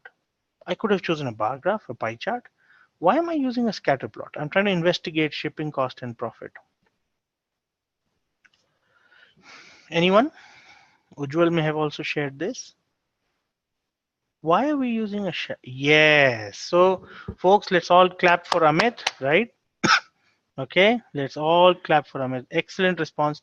Amit says it is to see relationship or dependency, right? So I've got a clap there for him, right? All of you remember again, folks, I'm going to take you back to the theory. You're never going to forget this in your lives, okay? Because I'm going to keep showing you over and over again. Here we go. So we all remember that Francis Enscombe, the statistician, found that sometimes statistics don't help us to find trends or relationships between dependent and independent variables, but visualization does a fantastic job of plotting those relationships. And what you're doing right now is the very first one here, right? So we're actually going to plot a linear regression between two variables, which we dropped on this graph a very short while ago in the beginning. And those two variables were profit and shipping cost. Now, again, connecting up the theory with what you've learned so far, let's keep going back to Tableau now. Okay, and what we're going to do is we're going to drop every customer's transaction onto the detail here. Okay, so let's go find the customer IDs and drop all the customer IDs on the detail. So I can see each and every transaction's data, each and every customer's data. Are you done? Please say yes in the chat box once you're done.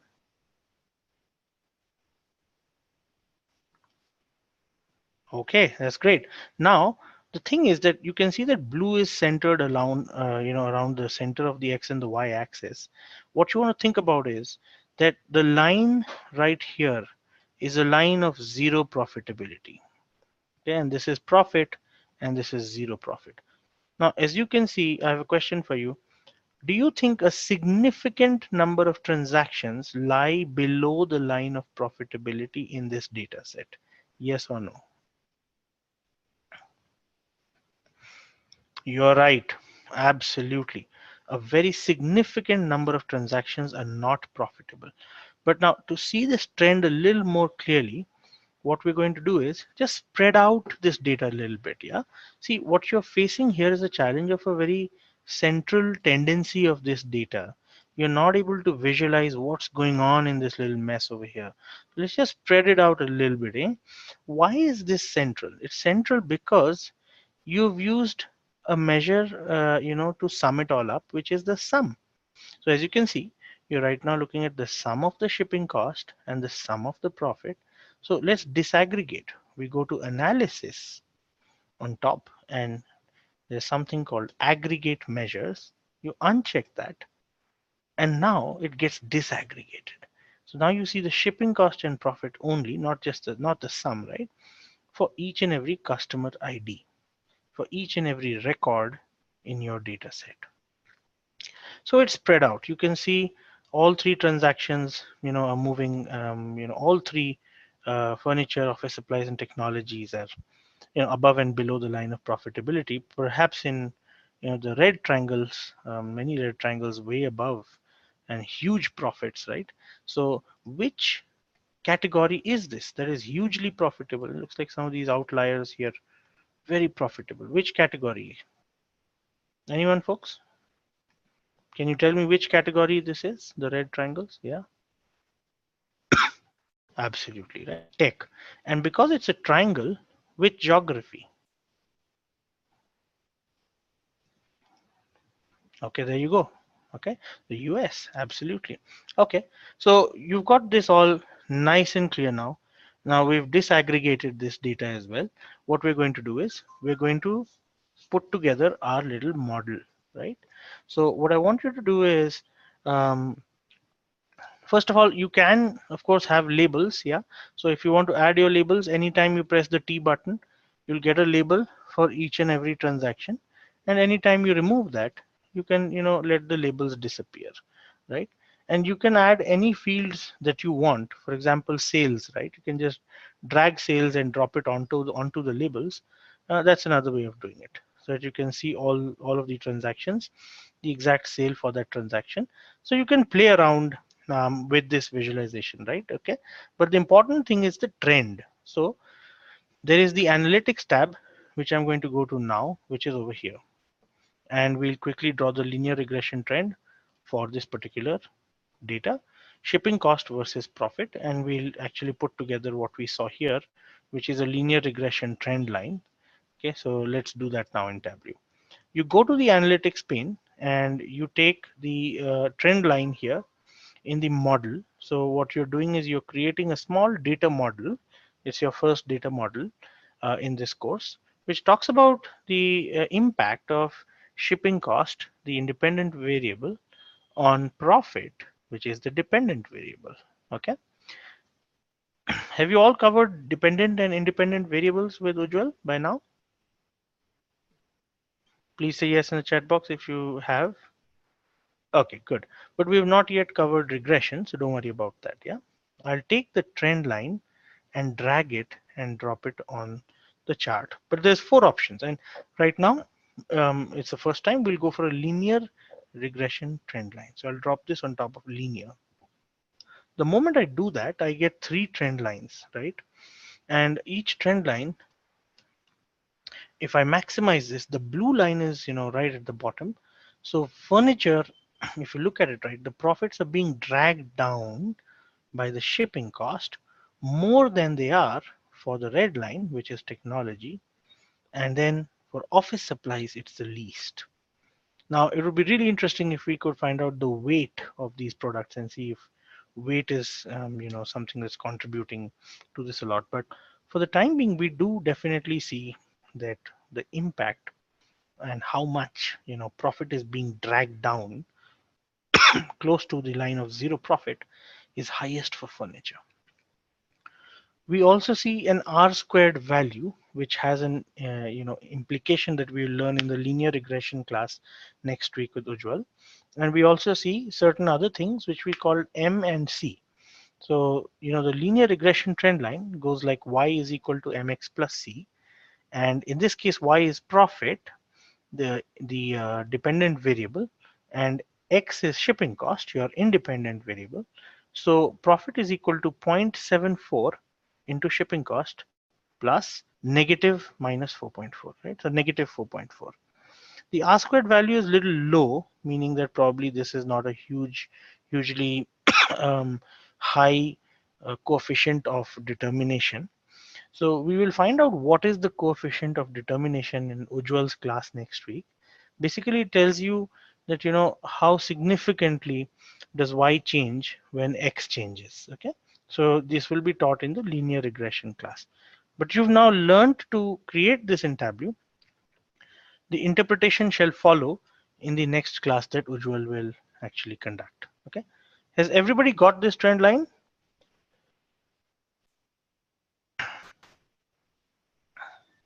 Fantastic. Okay, great. Right. So if you've got the trend line, and we've hovered over it, the next thing you want to do is actually you can click on any point on the trend line that is concerning for you. For example, we know that the blue line is denoting the fact that furniture is being dragged down by shipping cost, and there's a blue triangle here. If you are interested, you can always click on that triangle, right? And what it does is it zooms into just that transaction. And as you hover over it, you can actually even have a look at the data by clicking on view data and looking at this particular customer for whom the profit is negative $1,800 and the shipping cost is $865 out of that, right? So you can always do that, right? And you can see the underlying data and export this data if you want it. And you can always close the detail box by clicking anywhere outside, right? Okay, there you go. So I hope all of you are there. Now, what we've done is a fair bit of data exploration, folks, on this data set. It's time now to do the data explanation. And as you think about it, right, the way you use a visualization tool for data exploration can be significantly different from how you would use it for data explanation. And that's the art, right? How do you, explore, and that can be a complex process, but then how do you simplify it and make it easy for your customers to understand, right? So I'm going to rename this sheet and I'm going to call this the customer breakdown sheet.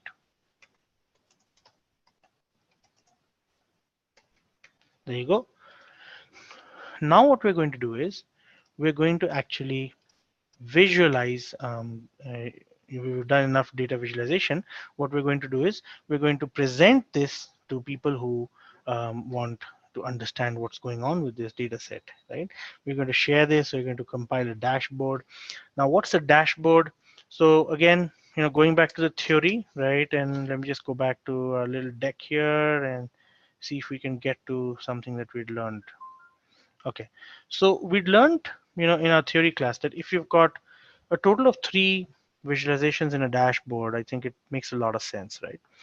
But if you've got 5, well, you could do it. You're probably beginning to push it from the standpoint that human beings don't really process those many dashboards, at one glance. But it would be great if you could have 3 in a visualization. So let's try to create a meaningful dashboard with 3 visualizations in it. And what we're going to do is click right here on this particular icon, and this is the dashboard icon in Tableau, right? And it's got this little plus sign here. I hope all of you see it. So what I want you to do is go and click on this and open up your dashboard view. And this is how it works. Just a sec here. I'm going to do it, mind. I'm sorry. I opened a sheet. There we go. So this is your dashboard view here, right? Now, what you want to do is pick up the right device. Okay, so first up, you want to make sure that you're using a laptop view. So over here in size, you have the option of dropping down and selecting laptop. So let's do that.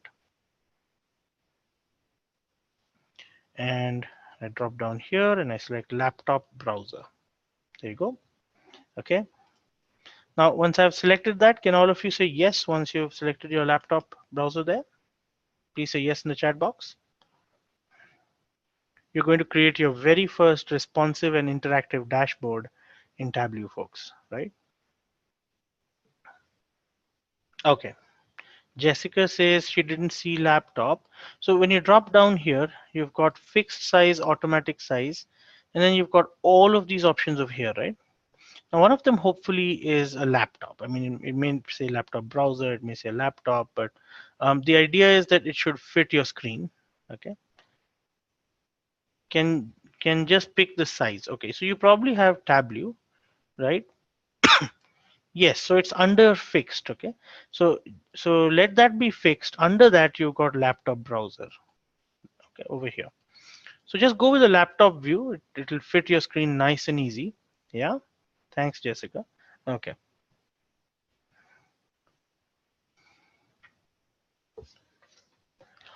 Now what we're going to do is over here on the left hand side, you've got your sheets. This is all the work that you've done in this particular data set, right? And it's all visible here. So you see them in the tabs, but you also see it right here on the left hand side. And look at this, right? You get a nice sort of, pop-up view of the work that you've done. So what I want you to do is pick up the global sales and profits, which is the entire world map visualization, and drop it on top somewhere here. Yeah, like that. Please say yes once you're done. Step by step, go with me, folks.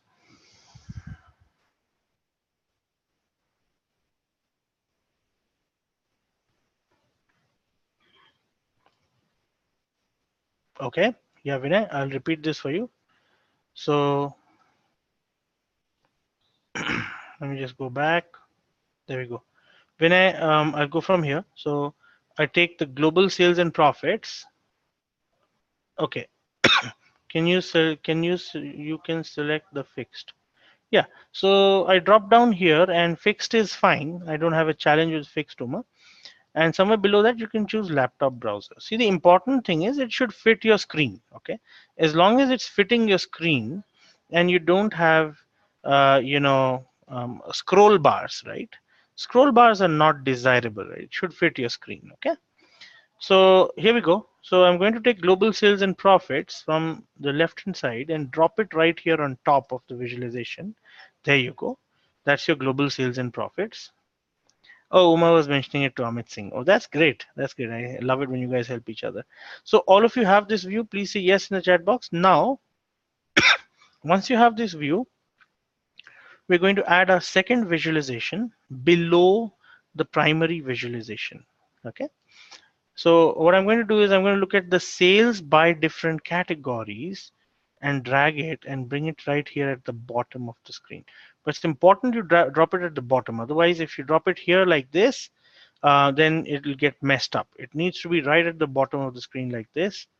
It'll sort of gray out the second half of the screen and drop it over there. There you go. Okay, so please say yes in the chat box if you're there.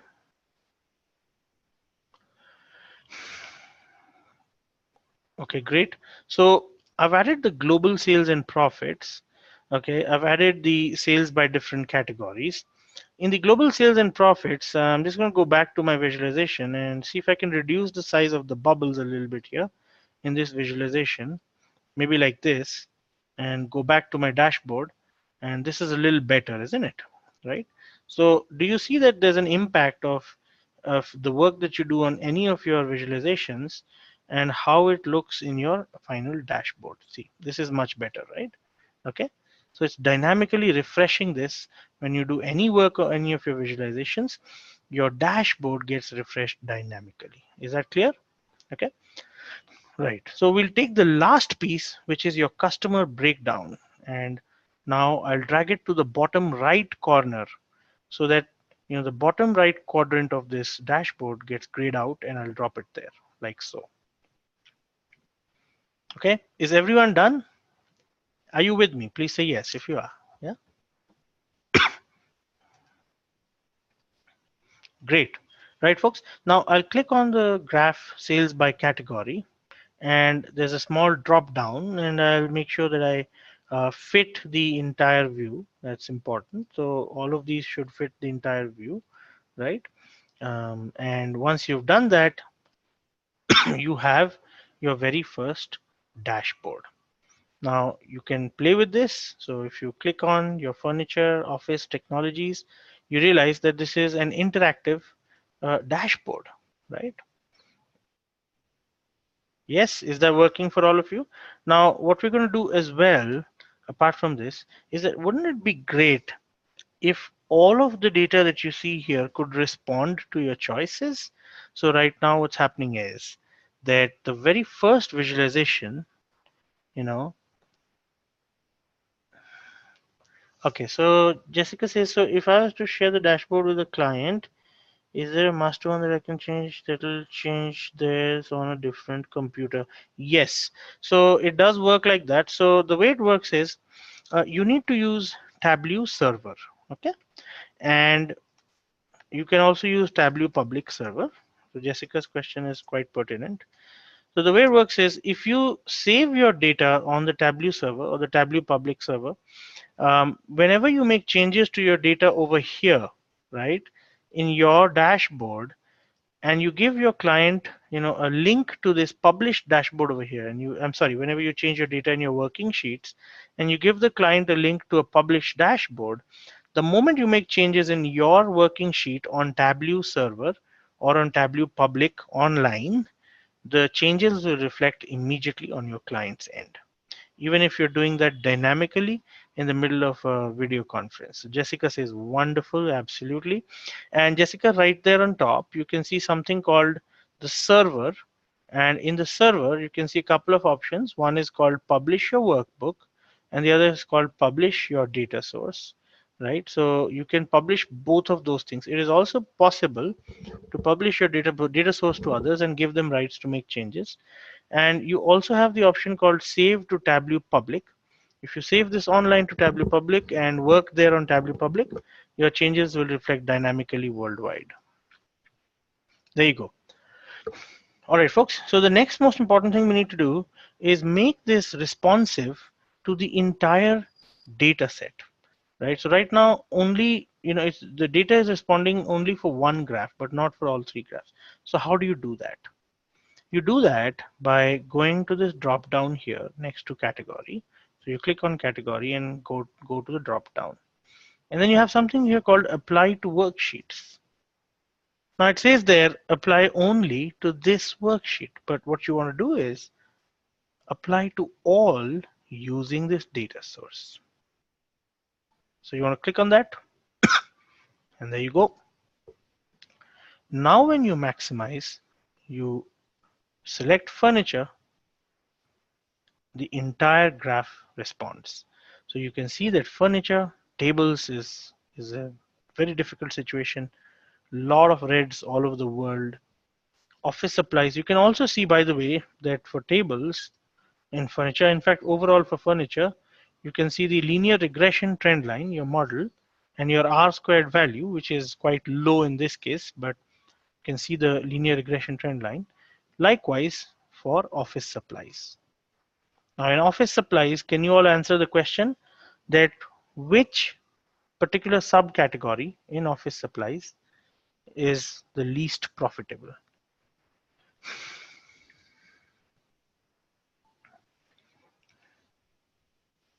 Absolutely, Devesh, you're absolutely right. Okay, it's this one here, which is supplies. And which one is the second least profitable category in office supplies? Come on, everybody. Yes, absolutely. Storage and appliances, right? Okay, there you go. So hang in there, folks. I know it's been a long class, a lot of things to absorb for you, but I'd request everybody to hang in there. So you now have your very first, interactive and responsive dashboard in Tableau. Okay. How many of you enjoyed the process of working on Tableau? How many of you think did you enjoy this? First of all, I think it's most important that we understand how many of you had a good time practicing this, yeah, or attending this class, yeah. Excellent, excellent, Jessica, Uma, excellent, right?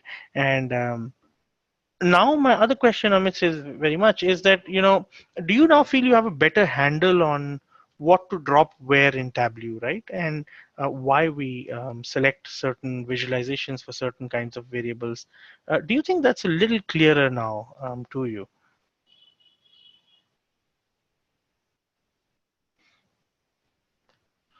Yes, no, good, bad, ugly. Okay, okay, a little clearer. Yes, better, but far from fully understanding it. Absolutely, it's a very complex tool, but hopefully a little better than last time, and that's important. And we will, go further in the journey. Now, what I want to introduce you to folks, and the last thing for the day. So I know it's been a long day for everyone, and we've traversed quite a journey. Is something called story points. Okay, now, one of the things that's trending a lot today on the internet is data-led storytelling, right? And if you look at it, right, you can check out, data storytelling. There are actually courses around this, right? On how do you actually tell stories using data. And it's a topic that's really trending these days, right? The whole point is to make it interesting, engaging, for people to understand your data. And that's why I said that the art of, and this is Forbes here talking about the importance of data storytelling, right? Is that, stories remain with us, right? And we're actually human in many more ways than just visualizations. It's important to create a story out of your data. Now, the story can be a little different from a dashboard, okay? The idea is not just the tool, it's about what do you want to convey with the story that possibly you did not convey with the dashboard. So for this, we use a feature called Tableau Story Points. And you can see it at the bottom right corner of your screen. It looks a little bit like a book, right? A little bit like this. It's a little icon there. Can all of you see it? Yeah, with a plus sign on it. Yeah. Can all of you see that? Please say yes in the chat box so I know you can. Okay, fantastic, fantastic. So let's go ahead and use it. Yeah, there you go. So we're going to create our very first story point in Tableau. We created a dashboard. Now it's time to create a story point. Oh, okay.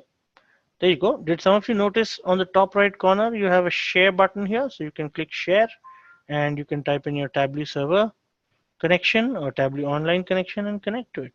It's pretty interesting. There's also a quick connect button. So you can click Tableau online and quick connect to Tableau online. Yeah. And you can share your work with others. So Jessica, I think you are interested. So you can try that out. Yeah. I've clicked that, so it's actually taking me to the sign on there to connect to the Tableau server. There you go. Okay. Now for story points, this is our very first story point. It looks a little bit like a dashboard, but it's different. It's different in the sense that you've got to think about what story do you want to put together, right? Let me try and think through, a story right now. Before I do that, I'll go to the dashboard and make sure I've got all selected, and global sales and profits is also all. That's great. Okay, so let me have a look at my visualizations. Emerging markets, seasonality. Okay, YY cross tabs, global sales and profits. Okay, so we'll start with the most interactive one, global sales and profit, and drop it here on this area at the bottom, right? And I'm going to add, a comment to begin my story saying that overall sales and profits look good.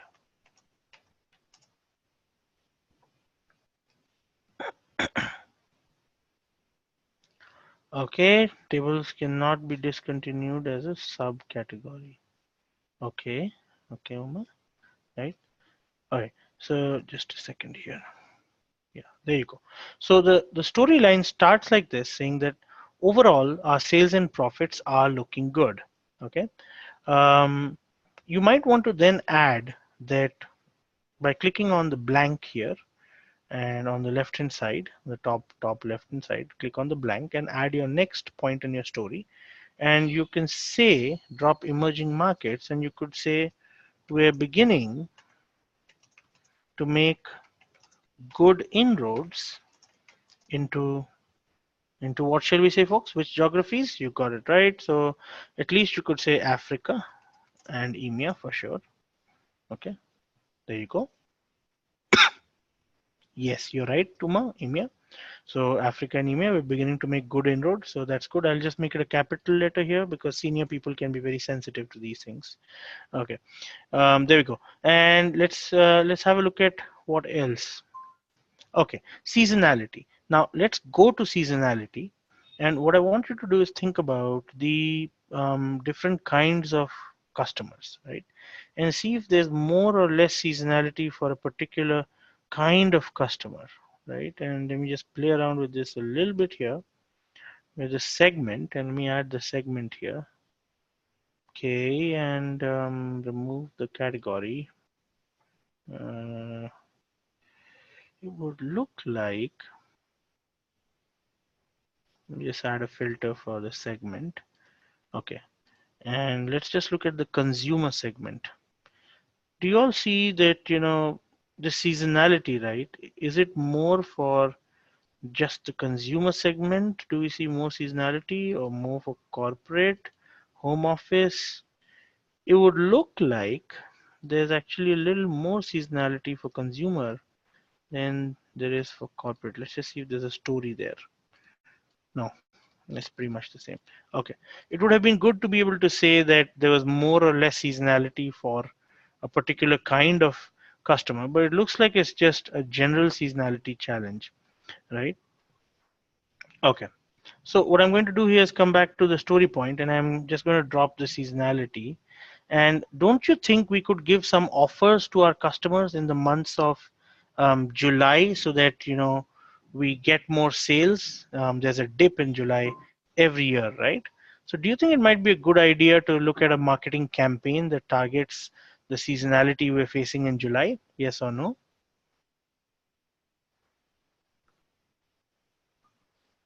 Okay. So let's add that to a story, right? So when you don't have sales in a particular time of year, you think about having a campaign, right, that helps you, get some sales going in that particular time zone, isn't it? So let's go back to the story point there. Okay, and let's say seasonality in July can be addressed with offers. Okay, and then let's see. Okay, but this is the real culprit, right? Um, furniture, and that's what's impacting profitability, isn't it? So you want to add another blank point and talk about maybe the cross tab first, right? Or not the cross tab. Maybe we go with sales by category, and we can talk about what is impacting, the profitability, right? So if you look at it, it is the tables that are impacting the profitability a lot, right? So you can add that as a comment as well, saying the tables are impacting profitability, right? There you go. And more so for furniture, shipping cost is also a culprit, right? So let's add that.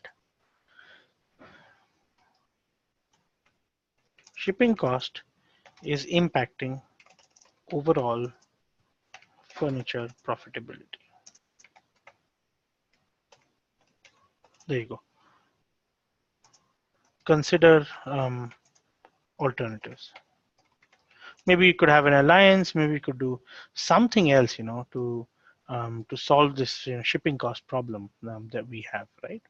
Okay, and then you have what becomes your story, which is your story of profitability. Okay, so let me just rename this and call this the story of profitability,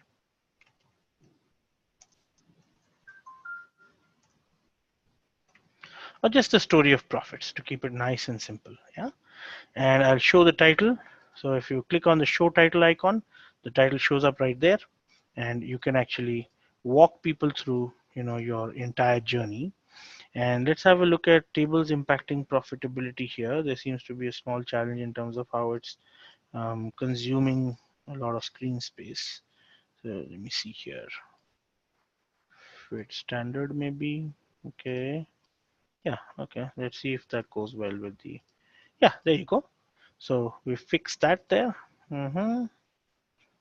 Yeah, well, this visualization as well is kind of popping out. So you can go and choose standard or fit the height. Okay, let's see if we choose fit height. Hopefully, we just gotta fix this one here. Okay. Yes, Uma's got a question, so I'll come right away. Uma, just give me 1 minute and I'll be with you. Okay, and here we go. So the way it works, folks, is the idea is not that you export to PowerPoint, right? The idea is you present right here in Tableau to your clients, to your customers, and you have a little story, right? So you have a story going a little bit like this, saying that overall the sales and profits seem to be looking good for us worldwide, and we're making good inroads into EMEA and Africa, which are emerging markets.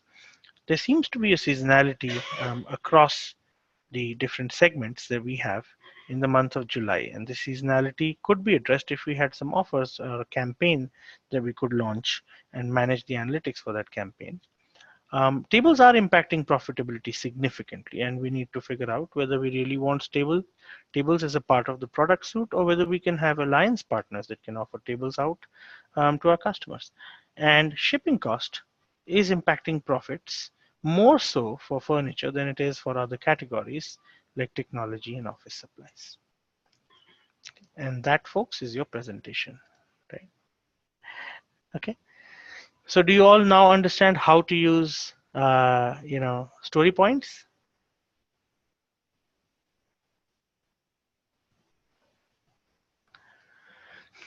Yes, so she says clap, clap, superb. Jessica says yes, absolutely. So this is the feature called Story Point. Uma says fantastic. And is it possible to show profitability dip in tables within furniture category YOY so that we're able to bring out the fact that it consistently drips through the year? Okay, so I'm going to give you two assignments. Yeah, this is definitely possible. Okay, and it's a very good observation also. And thanks a lot, Amit Singh and Kamlesh. Very good observation by Uma. So we will add this as well as one more assignment that I'm going to give you, as a part of your assignment for this particular week. Now, this is a complex sort of dashboard, right? So I want all of you to save the work that you've done and please mail it to me today itself, right? I'll give you some time. We'll end the class early so that I know. And even if you, can mail me the screenshots, I'm good enough, but I want to see everyone who's practiced. And those who have not, please go back and practice this. And Uma's question is going to be one assignment. And there's another question interesting one that I got from Jessica, which I'm going to throw out to everyone as an assignment as well, right? And I will crack it for you a little later. There'll be a few more assignments. Your assignments will be questions in English, okay? And you need to find the appropriate visualization to answer that question in Tableau. And there's no one answer, there might be multiple answers, for the questions that we pose. Okay, so if we're done for the day with Tableau, I want to actually show you how to install Power BI. Now, I know some of you have been facing challenges there. How many of you have managed to get the version of Office Pro Plus on your computers? So we need this for tomorrow, okay? Right, and if you say Office Pro Plus, Office 365 Pro Plus evaluation, right?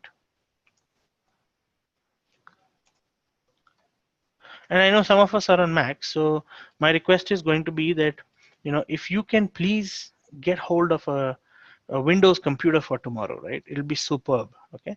Because you can just practice so much more. And there are many clients where you get stuck with, only Excel, and Power BI is a savior in those situations, okay? So I'll just show you very quickly how to install this. And I know some of you had a challenge, okay? So you want to click on this link and open this in, Internet Explorer, okay? So it says try Microsoft Edge. So I'll say get started. So open this in Edge. Or you can open it in Chrome as well. I think it should work just fine. It's not a challenge. I think sometimes it works better on Microsoft websites, work better on Edge, right? Okay. So what you need to do is click register to continue, and you need to fill up your details, right? So for example, for me it would be, my details. Okay. right? And your company name, for example. And you could, it need not be the company you're working for. If you have a website, if you got a blog or you bought a website, you could type that out as well, and that'll work as well. Your work email ID, so amit@equiskill.com. Your work phone number, right? You all know my phone number, so I'm safe typing this out here. And India, okay, for example. And then you checkbox yes, and you click continue, right? Okay, now it takes you to another page. Yeah. Now on this page, again, you've got to select your region. So you say India, for example, in my case, and Microsoft would like you to do this all over again, which I've never understood, but it's perfectly fine. And over here, your business phone number. So there you go, and company's name, right? There you go, right? And the organization size for me, let's say, for example, 5 to 9 people, and you click next, right?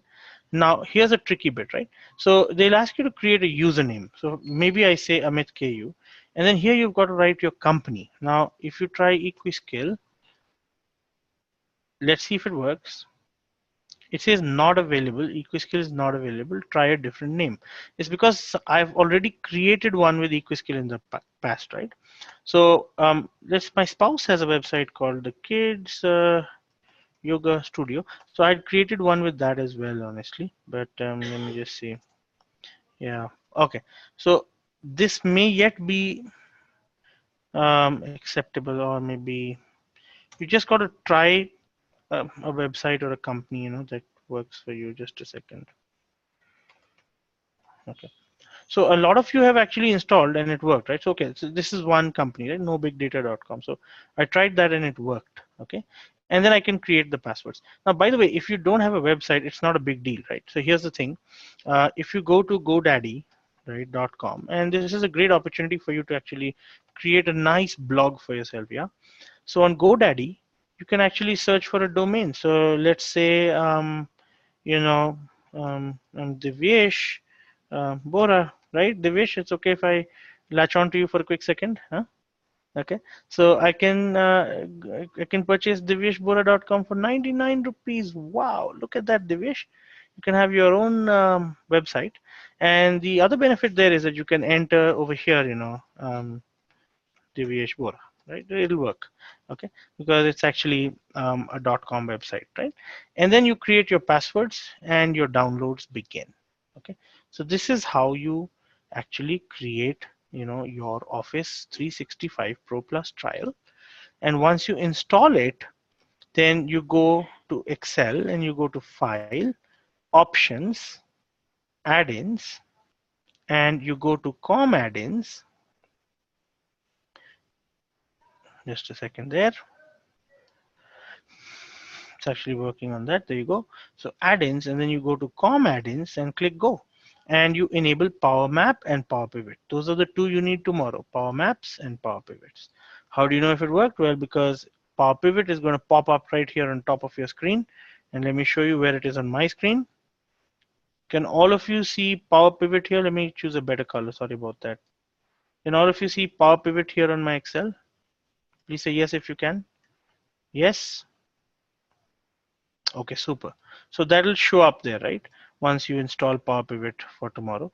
And the other piece is, apart from Power Pivot, you also have Power Maps. So where do you see that? So when you go to Insert, you see 3D map over here, right? All of you see 3D map. There you go. Okay. So you're all going to learn to create videos of your data. So today you learned data storytelling by using Tableau. Tomorrow you'll learn to create a video of your data along with your own voice describing the entire data and creating a story.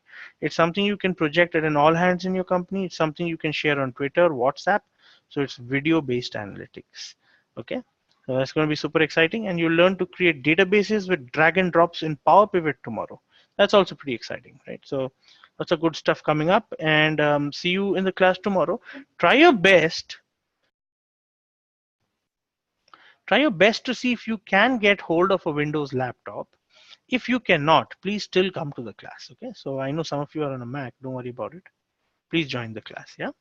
Time for the feedbacks. Let's quickly get those, and I promise that I will let you go very soon. So there we go. All of you have the LMS. Could you please open up your feedback links and start punching in your feedbacks and say done in the chat box the moment you're done, so I can say adieu for today.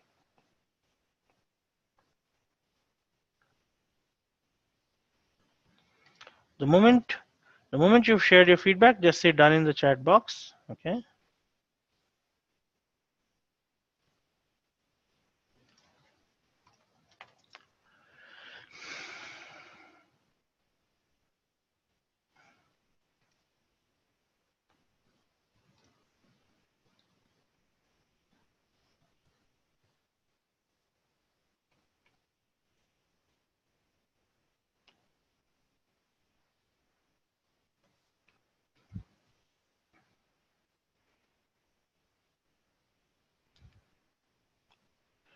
Okay.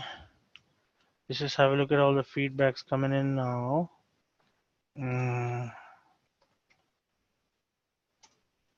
Just open up the feedback link again.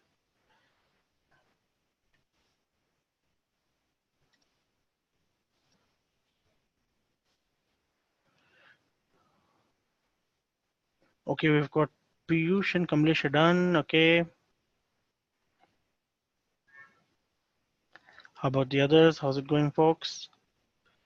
I think you're all filling it up. Just give me a sec while I open it up here.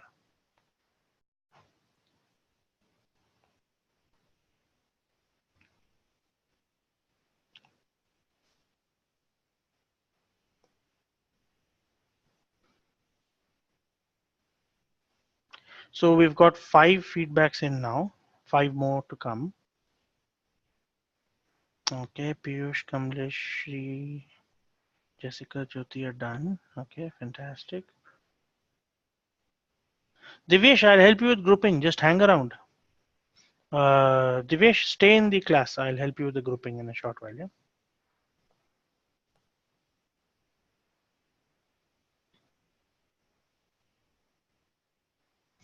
Okay, Jessica, stay. I'm going to, have a look at which version of Excel. Jessica, are you on a Mac by any chance? Mac.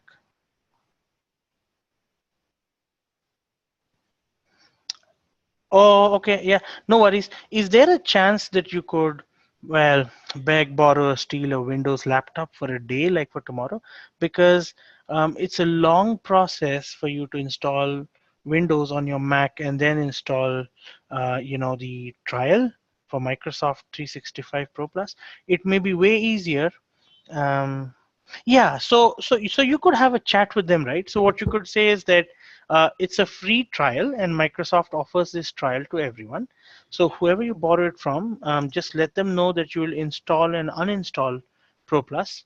After the class, you might have to do a little bit of convincing, right? But guess what? It's totally legit. It's free, and you could uninstall it after your class, right? So you just sort of need it for a class. So give it a shot, okay? Let me know how it goes. Otherwise, I'll see what else I can try and do. Yeah. She wants to use the trial later, but I will try. Oh, okay. Yeah, yeah. I'm sure. Yeah. But let me know. I mean, even if she uses the trial, I might be able to give you a way to use another trial, right? So I'll find some domain that you can use and download another trial on your Mac later. Okay. Okay. Yeah. Kamlesh, yes, please tell me, Kamlesh. Divyesh, please hang around. I have to show you that grouping issue that you're facing. So hang around. Let me just check the feedbacks here for a second. 9 feedbacks. So one more to go, folks. Who is pending right now? Uma, please go ahead.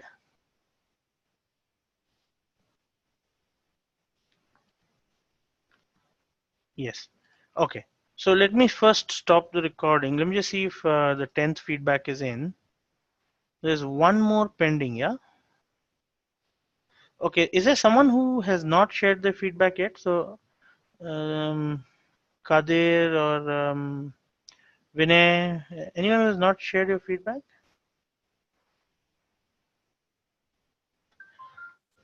Okay. So let me start sharing screens now for everyone and make sure that I can help you out. So Uma, Kamlesh, and Divyesh hang around. First up, I'll pause the recording. So thanks everyone for the class, and let me just see if I can refresh the view. I'm missing one feedback. Is there someone who's going to give the feedback later? Yeah, good night. Yeah, Shrini, please go ahead with your question. Yeah, okay. Is there someone who's going to fill the feedback later or still filling it? Please let me know. So I'll stop the recording.